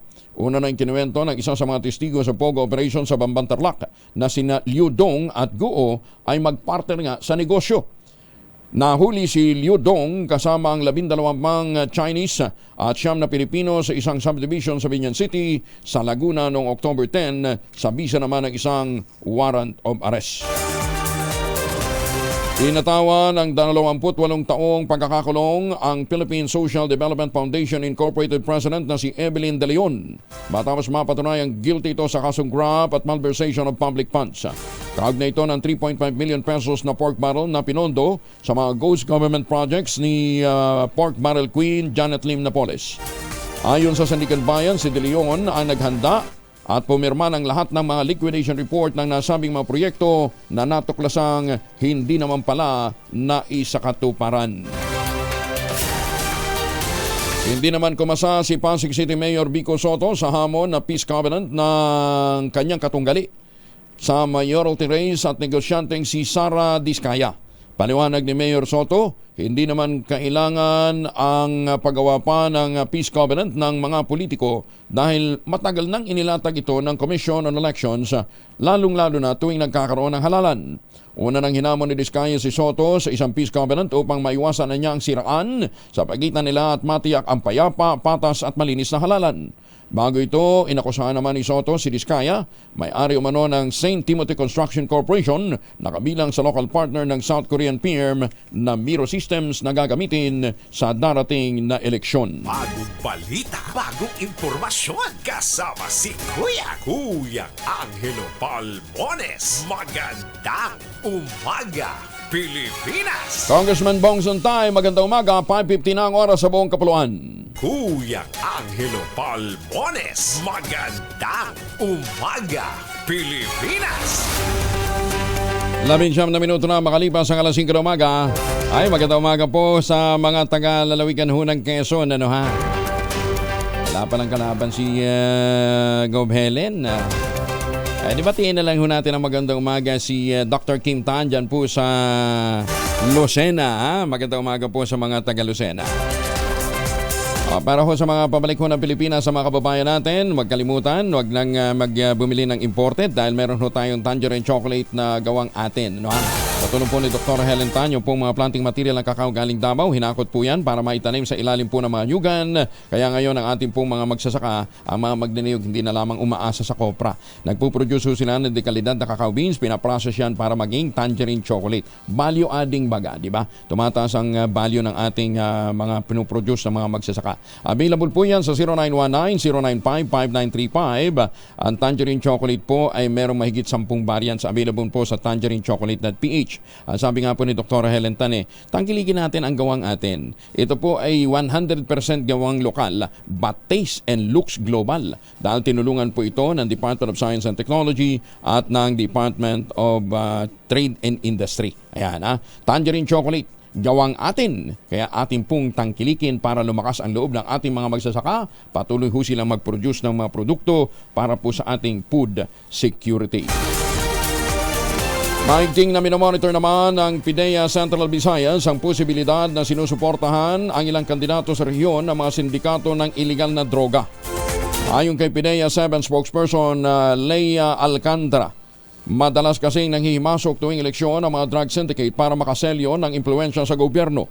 Posible rin anyang direktang nagpopondo ang mga ito sa mga kandidato o gumagamit ng third-party sponsors. Sa ngayon, nasa 2 drug syndicate na ang tinitingnan ng PIDEA 7 na posibleng maka-impluensya sa mga politiko. Ilan sa mga kandidato ay alam na tumatanggap sila ng suporta mula sa kandidato at ang mga ito naman ay hindi alam.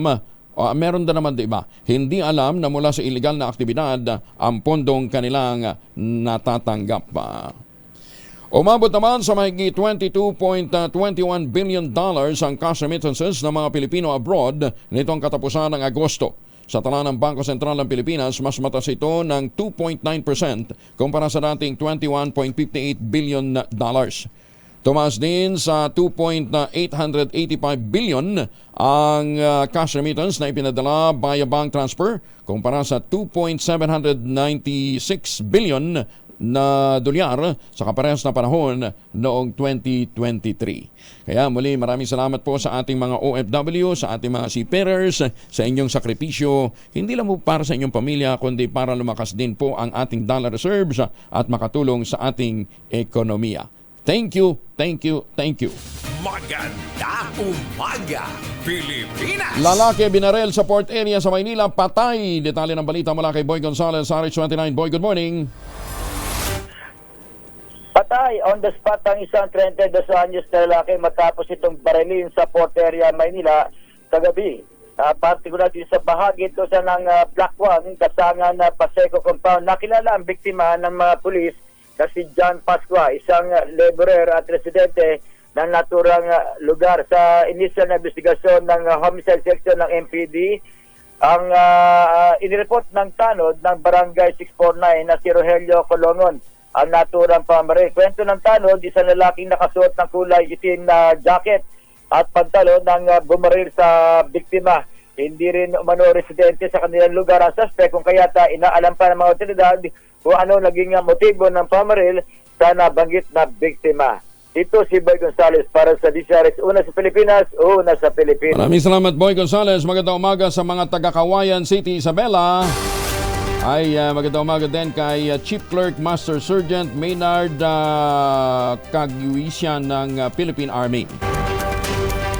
Magandang umaga din po sa mga taga-Pulilio Island. Binigyan ng pardon ng gobyerno ng United Arab Emirates ang nasa 143 na mga Pilipinong nakakulong dahil sa iba't ibang mga palabag. Kasunod ito ng pagpapasalamat ng Pangulong Bongbong Marcos kay UAE President Sheikh Mohammed bin Zayed sa pamamagitan ng pagtawag sa kanya sa telepono. Ayon kay Marcos, ilang pamilya rin ang nakahinga ng maluwag dahil sa pardon ay pinagkaloob ng pamahalaan ng UAE. Samantala, sinabi naman ng Department of Foreign Affairs, minor offenses lamang din at hindi death row ang kinakaharap ng mga Pinoy na napatawad. Ayon kay DFA spokesperson Undersecretary Eduardo De Vega, karaniwang nagpapatawad talaga ang mga UAE sa panahon ng kanilang Eid al-Adha o tuwing Hunyo, kung saan napapalaya at nabigyan nga ng pardon ang 143 na mga Pilipino. Salamat po! Magandang umaga, Pilipinas! Nilutas na lamang sana ang problema at hindi pinatigil ang mother tongue-based multilingual education. Ito naman ang sinabi ng Teachers Dignity Coalition Chair na si Benjo Basas sa programang Magandang Umaga Pilipinas matapos may sa batas ang pagpapatigil sa paggamit ng mother tongue sa kinder hanggang grade 3. Ayon kay Basas, dapat na tinutugunan na lamang ang kakulangan sa libro at teaching materials sa halip na tuluyang ipahinto ang mother tongue. Ano talagang mga problema na na-encounter po yung ating system in terms of implementation. Kaya sa totoong buhay, hindi naman ng issue dito ay kung epektibo ba o hindi. Lumalabas, ganun po yung ating assessment.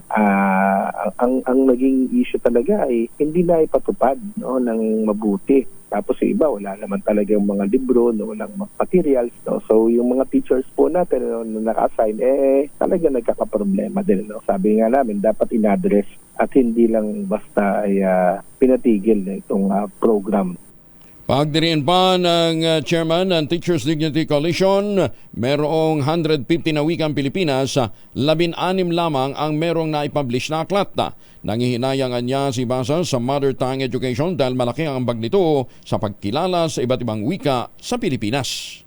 Bakit hindi nagkaroon ng publication ng mga libro? Po, yun ay pagkukulang talaga ng Department of Education din. Kung di ako nagkakamali, hanggang umabot lamang po tayo ng 16 na mga aklat. Ang wika natin na around 150.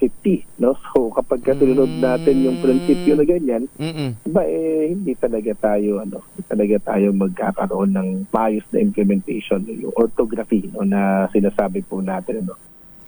Magandang umaga, Pilipinas! Diyan Makalieha, suking-suki daw natin. Magandang umaga ho sa inyo. At saka syempre sa mga suki natin dyan sa Gabos, Diyos marhay nga gabos bala sa mga taga Maria Aurora.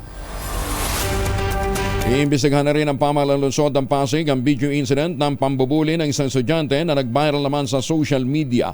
Sa nasabing video, makikita na pinaluhod at ilang beses na sinampal, sinuntok sa mukha ang bata ng isa ring estudyanteng lalaki. Yan ang bubuli Ayon sa Pasig LGU, nakikipag-ugnayan na sila sa School Divisions Office ng Pasig at tiniyak na walang kaagad na maaksyonan ang naturang usapin.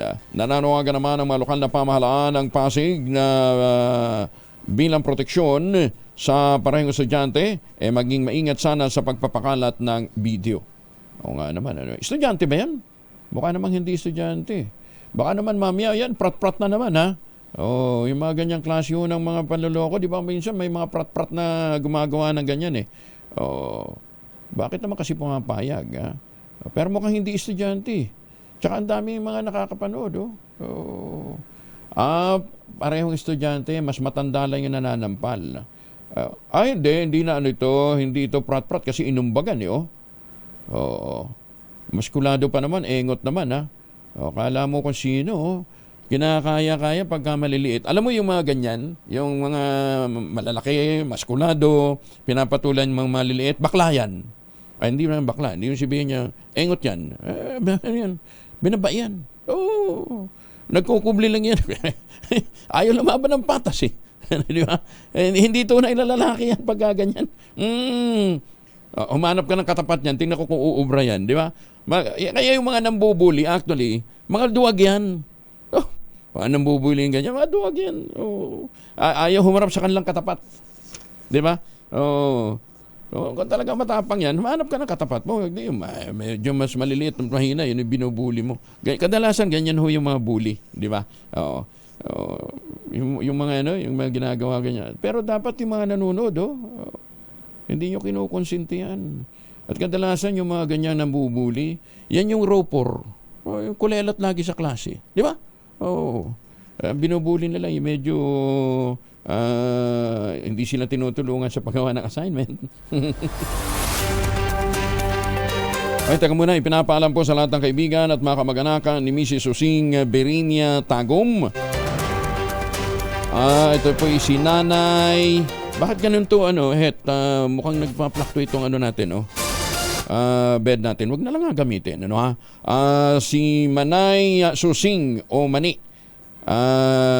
Pinagpahinga na pala ito ni Lord. Siya po ay binawian ng buhay noong pang-Sabado, October 12. Ang kanyang labi nakaburol ngayon sa Tagum Residence dyan po sa La Purisima, Iriga City, Camarines Sur. Ang kanyang labi ay dadalhin sa parokya Nuestra Señora de las Antiguas sa Santo Domingo, Iriga City. Alas 7 ng umaga sa Sabado para sa huling misa. Ang libing naman ay gaganapin October 19, araw din po ng Sabado sa ganap na alas 8 ng umaga dyan po sa San Francisco Catholic Cemetery sa Iriga City. Yan po ay panawagan mula sa kanyang mga anak, apo at mga pamangkin.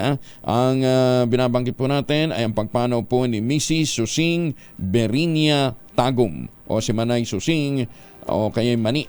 Diyan po sa Iriga, Camarines Sur.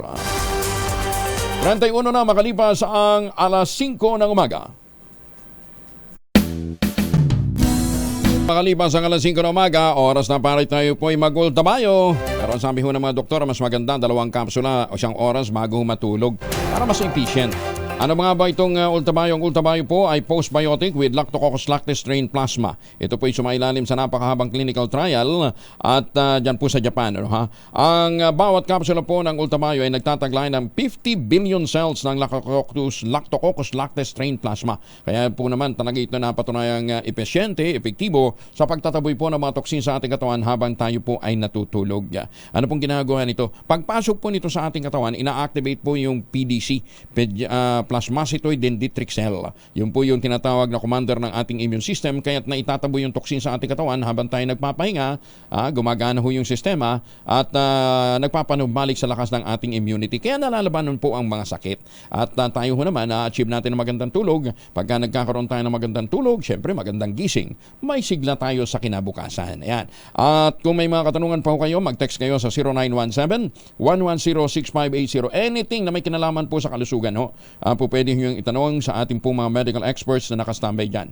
Available po ang Ultabio sa Lazada at Shopee. Siguraduhin lamang na galing po ito sa Tioxis Health Ventures. Available din po ito sa Mercury Drug, Amesco Drug, Pasmed Pharmacy, John's Pharmacy at Curamed. At wag ho natin kalimutan, ang Ultabio po ay hindi gamot at hindi dapat gamiting panggamot sa anumang uri ng sakit. Pilipinas! Ayun, nagpatong naman. Teka nga muna. MMDA, pupulungin ang mga mall operators para sa mga traffic measure sa Pasko. Ayan, tama lang. Dapat preemptive talaga tayo. Detalye ho ng balita mula kay Edjel Parosa, RH52. Edjel, good morning. Good morning, Kuya Angel. Sisimula na nga ang plantsahin ng Metropolitan Manila Development Authority ang mga ilalatag na regulasyon para sa lagay ng trapiko sa darating na Kapaskuhan. Ngayon mismong araw na ito, pupulungin ni MMDA Chairman Don Artes sa mga mall operator at mga may-ari ng utilities companies para talakayin ang mga ipatutupad na traffic measures.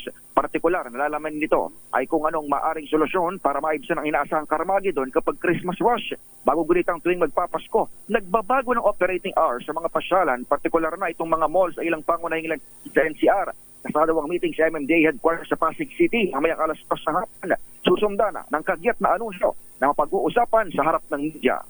Ito si Edniel Parrosa, nag-uulat para sa DZRH. Una sa Pilipinas, una sa Pilipino. Maraming salamat, Nigel. Pinadodoble naman ni Senator Amy Marcos ang kita ng mga magsasaka upang maiwasan na puro imported na mga pagkain ang papasok sa Pilipinas pagpatak ng 2030. Sa inihain nitong Senate Bill 1801, sinabi ni Senator Marcos na gagawin ito sa pamamagitan ng pagsasama-sama ng mga sakahan, contract farming at agribusiness ventures. Nais din ni Senator Marcos na magpasa ng panukalang magbibigay sa mga magsasakang nakarehistro sa registry system for basic sector in agriculture ng tiyak na sahod na katumbas ng minimum wage na kani-kanilang mga lugar. Isinusulong din ang pagpapatuloy ng Kadiwa program kung saan direkta makapagbebenta ang mga magsasaka at mga mangingisda sa mga mamimili. Sinabi pa ni Senator Marcos na dapat na engganyohin ng gobyerno ang mga magbubukid dahil kung patuloy na aaray ang mga ito at aasa na lamang ang bansa sa imported na pagkain, sa susunod na 6 na taon,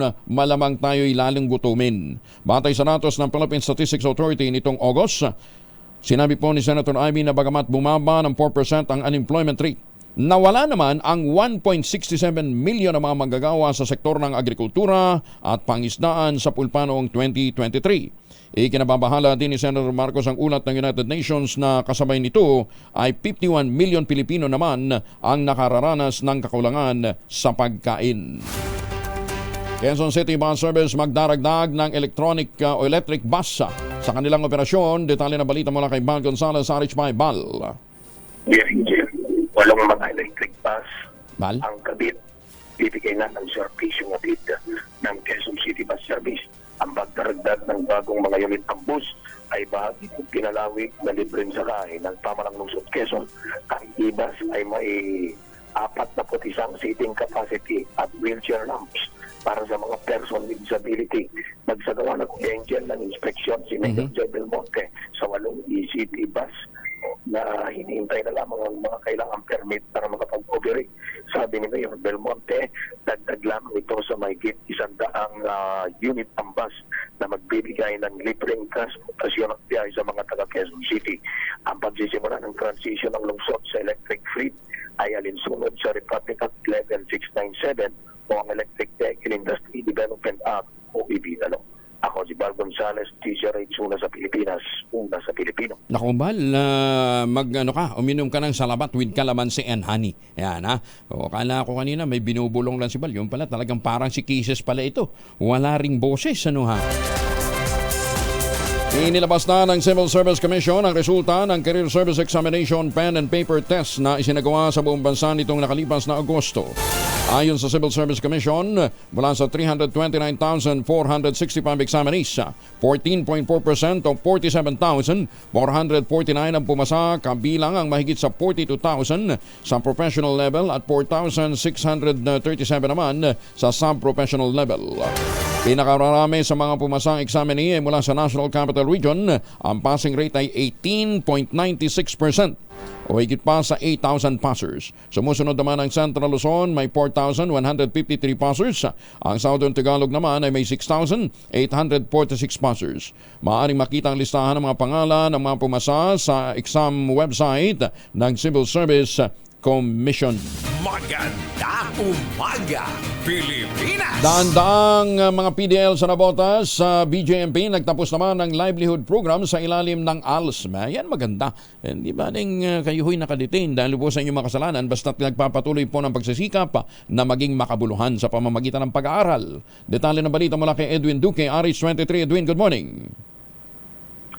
May buntag Kuya Angel dahil nagpagtulungan ang ALS na butas sa BJMP na butas sa para sa palakasin yung mga PDL sa pamagitan ng livelihood training sa pinapayat na pastry.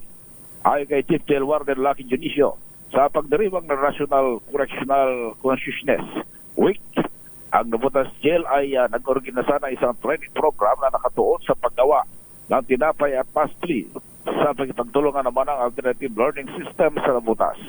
Ito niya ay inisyatiba na naglalayon na bigyan ng persons deprived of liberty ng pamalaang kasanayan sa kanilang muling pagsasama sa lipunan. Ang pagsasanay ay dinaluhan ng mga supervisor ng ALS na butas sa pangunan nito si Miss Josephine Tobias na bigyang diin ang kahalagaan ng pagbibigay ng mga pagkakataong pag-edukasyon at vocational para doon sa mga PDL.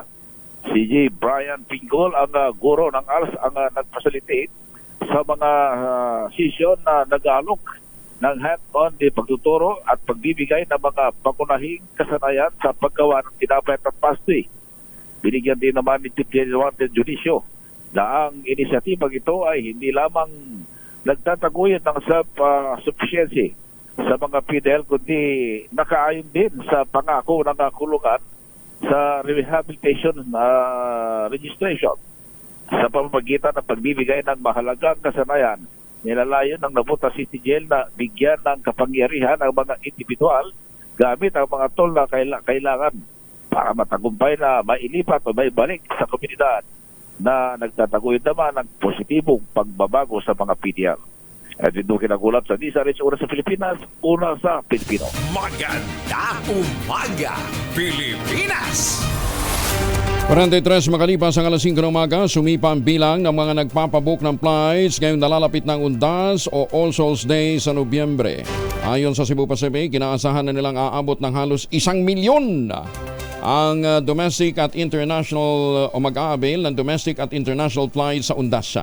Sa datos naman ng Philippine Air Asia, umabot na rin sa mahigit 50,000 seats ang nakabook para sa October 30 hanggang November 3. Kabilang sa top destination na pupuntahan ay ang Boracay, Cebu, Taipei, Bohol, ang Tacloban, Puerto Princesa, Davao, Incheon sa South Korea, Narita sa Japan, Iloilo, Hong Kong at Bangkok. Ayan Pagka daw nandito ka sa Pilipinas, malungkot.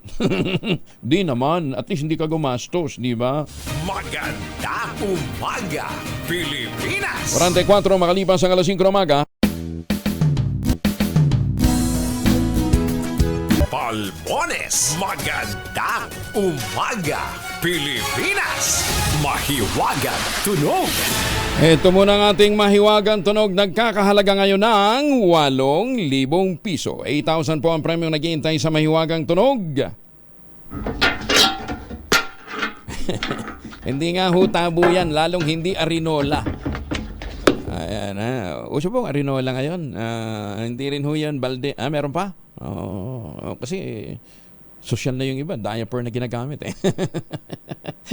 Hindi ho yan arenola, hindi rin ho yan tabo na metal na ginagamit nyo habang kayo naliligo naliligo gamit ang Shield bath soap. Hindi ho yan arenola, hindi ho yan tabo. Basta ang isang mga item dyan, hanapin ho nyo sa logo ho ng ang Comadrona. Ayan. Ang inyo pong mga sagot, ipapadala po ninyo sa 0919-282-6485. Sundin ang tamang format po ng pagte-text, empty space, name / address / contact number / at ang inyong sagot. Isang beses lamang po maaaring mag-text sa ating text line gamit ang inyong mobile number. Kung kayo po isasali online, kinakailangan meron po kayong sharer badge. Magandang umaga, Pilipinas! Yan po ang ating mahiwagang tunog. Ito naman ho yung isang mahiwagang project ng isang magaling na kongresista. Mantakin ho ninyo. Yung project nung dumating sa isang barangay, dyan po sa Quezon City, alam pangalan. Yan, linis-linis, alam pangalan. Kasi nga po, ito'y proyekto ng Department of the Interior and Local Government para mabigyan ho ng disaster response vehicle ang mga barangay. Ayan, so dumating, napakalinis. Aba, ito po'y pinakuha ng isang congressman. Pagbalik, eto na po ang itsura ng sasakyan. Namumutik-tik ng pangalan ni Congressman Prumarin. Sabihin nyo, fake news yan dito. Ayan alinaw-linaw. Kailan pa naging pera ho ng congressman at paglalagyan niya ng sangkatermang pagmumukha niya at pangalan ang isang government property. Pag-aari ho ng gobyerno ito, hindi naman ito pag-aari ni congressman. Pero nilagyan naman ng pagmumukha ni Kapitan. Yun, napakalito. Pero yung pangalan ho ni Congressman Prumarin, pagkalaki-laki. Kong, pera ng bayan yan Pera ho ng taong bayan yung ginamit dyan sa procurement yan. Hindi mo naman pera yan. Ba't mo naman nilagyan ng pagkalaki-laking pagmumukha mo? Di ba? Kakaawa naman to. Samantalang ibang mga project na hindi natapos, ayaw niya, pinatanggal niya nga yung pangalan niya. Yung binabanggit natin, yung mga project na sinimulan, nakatiwangwang, ayun, pinabayaan na lang. Bakit ganun? Yung proyekto na hindi matapos-tapos, tinanggalan niyo yung mga karatulan niyo. Pero itong proyekto na hindi naman sa inyo, hindi niyo naman pag-aari, yan ho'y pag-aari ho ng gobyerno, ng taong bayan, dahil yan po galing sa taong bayan, proyekto ho ng DILG, inangkin, ito daw through his initiative. Pagpalagay na nasa initiative, pero sana naman, nilagyan mo lang, at least, siguro pangalan okay na. Pero yung lagay mo pa yung napakalaking picture mo at halos balutin mo yung buong emergency vehicle ng barangay, ipangalandakan mo. At ang malungkot pa dito, ayaw pumayag ng barangay. Ipinatawag si Kapitan.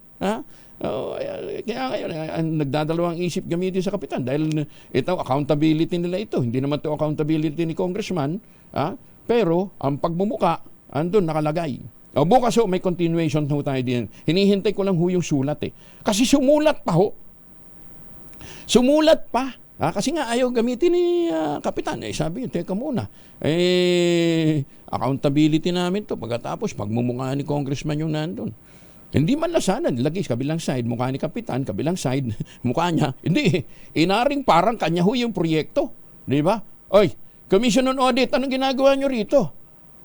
Nahihintulutan ba itong ganitong klase ho ng mga pang-abuso ho sa pondo ng taong bayan? Di ba? Iniimbestigahan ho ninyo yung mga anomalya, mga corruption. Di ba ito isang uri ho ng ito yung isang uri ng pag-abuso. Magandang umaga, Pilipinas! Sabi nila, hindi, pagka ginawa natin yan, lahat na lang ho yung mga ambulansyang may pagmumukha ng mga politiko, tatanggalin natin. Yung iba naman yata, personal nilang donasyon Pero ito, malinaw ho dun sa mga dokumento, pag-aari ho ng, galing ho yung pondo sa kaban ng bayan. At saka nung dumating nga po sa barangay, walang pagmumukha ni Kong. Biglang ni-recall yung sasakyan. Pagbalik, nabalutan na ng sangkaterbang pagmumukha niya. Tibay ng dibdib mo, boy! Diba? Pero yung proyektong sabit, ayaw niya akuin. Fake news daw yun, fake news. Ay, sus, may ginoong buhay. Ito nakatakas sa restrictive custody ng Campo Crame ang pulis na itinuturing primary suspect naman sa pagpatay kay Bulacan ABC President Ramilito Capistrano at ang driver nito noong October 3. Kinumpirma ito ni Brigadier General Jean Fajardo, tagapagsalita ng Philippine National Police, matapos iulat ng Police Regional Office 3 na kinasuhan na ang 4 na suspect sa krimen. Kabilang nga sa mga sinampahan ng reklamong murder, si Police Staff Sergeant Ulysses Pascual, ang pinsan nitong si Cesar Gallardo at 2 kasabwat na sina alias Jeff at Lupin. Sinabi po ni Fajardo na ipinatawag na ng CIDG ang police suspect at dinisarmahan ng National Headquarters. Pero napag-alaman umano, umuwi daw ito at kumuha daw ng mahalagang gamit sa bahay. Pinayagan naman ng kanyang bantay. Ayos. Agad na sinibak ang pulis na nagpakawala kay Pascual na madadagdagan naman ng kasong insubordination. Patuloy ngayong pinaghahanap ang tumakas na suspect mula po sa Campo Crame at 3 pang mga suspect sa isa sa naturang krimen. General Marbil, mukhang matindi yata ang kinakailangan ho ninyong pagre-reorient sa atin pong mga lesbo, ano ha? Nando na, nahuli na. Nung didisarmahan na, wala na. Bakit? Pinauwi ko, may kukunin lang sa bahay. Di ba? Ay, sus, may ginoong buhay ito. Magandang umaga, Pilipinas! 20 tauhan naman ng Bureau of Corrections ang sinibak sa kanilang tungkulin habang 79 na iba pa ang kinastigo na laman sa iba't ibang paglabag. Ayon sa Bucor, ang naturang mga personnel ay nireklamo ng gross neglect of duty, misconduct at conduct prejudicial to the best interest of service, serious dishonesty, neglect of duty at insubordination. Sinabi ni Bucor Director General Gregorio Catapang Jr., hindi siya magdadalawang isip na gumawa ng aksyon laban sa mga lalabag sa mga patakaran at regulasyon ng ahensya. Samantala na 75 tauhan naman ng Bucor ang napromote sa serbisyo matapos magpamalas ng husay sa kanilang trabaho. 5 minuto na lamang bago po mag-ACES sa umaga. Para ho sa mga taga-Binangonan ng Rizal, huwag natin kalimutan yung napakagandang proyekto po ng St. Monique Ballet. Most prestigious project ngayon dyan po sa Binangonan ng Rizal. Meron silang townhouse model na Bianca. 2-story house yan with balcony na meron pong 2 hanggang 3 bedrooms. Ito po ay pwede nyo avail through Pag-ibig Financing at less than 20,000 pesos monthly amortization. 30 years to pay. Ayan, paano ginihintay ho ninyo? Makipag-ugnayan po sa 0917-719-7908 para po sa karagdagang detalye. Ulitin natin ha, 0917-719-7908 para po sa karagdagang impormasyon. St. Monique Ballet, the most prestigious project ngayon dyan sa Binangonan Rizal. Napakalapit naman din po sa amenities na available yun sa paligid. Ano ha? Ang kagandahan nito, pagkagising ho ninyo, punta kayo ng balkon, di ba? Ang sasalubong sa inyo, malamig na simoy ng hangin at magandang tanawin.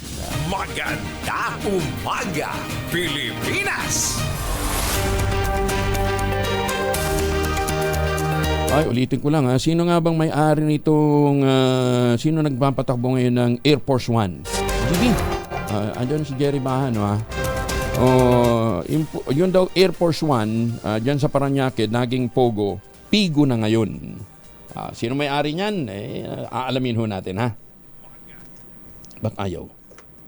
Magandang umaga, Pilipinas! 2x2 at ACS Balita. Susunod na sa ilang saglit. Ang ating quote of the day ngayong araw na ito ay galing po kay ano tawag ito? Schopenhauer. Kahapon nakalimutan ko. Ngayon naman, sino nga itong si Schopenhauer? Ito po ay niresearch ko yan. Baka kaakala nyo. Yan. Si Arthur Schopenhauer ay isa pong German philosopher. At nakilala po ito sa kanyang mga trabaho na may kinalaman po sa mga sinulat niya. Ang sabi niya, if you want to reach a large audience, appeal to idiots. sa mga pamilya ngayong mga panahon ito, alam na dis. Magandang umaga, Pilipinas! Magtanim ng kawayan para sa kalikasan at kabuhayan. Kuya Angel po, si Angelo Palmones, nag-iiwan sa inyo ng isang magandang umaga. Maraming salamat sa inyo walang sawang pagsubaybay, pakikinig at pagtitiwala. Magtanim ng kawayan para sa kalikasan at kabuhayan. Sabi ko nga, paulit-ulit lang. 2 minuto na lamang, 2 minutos bago po mag 2 por 2. Maganda umaga, Pilipinas!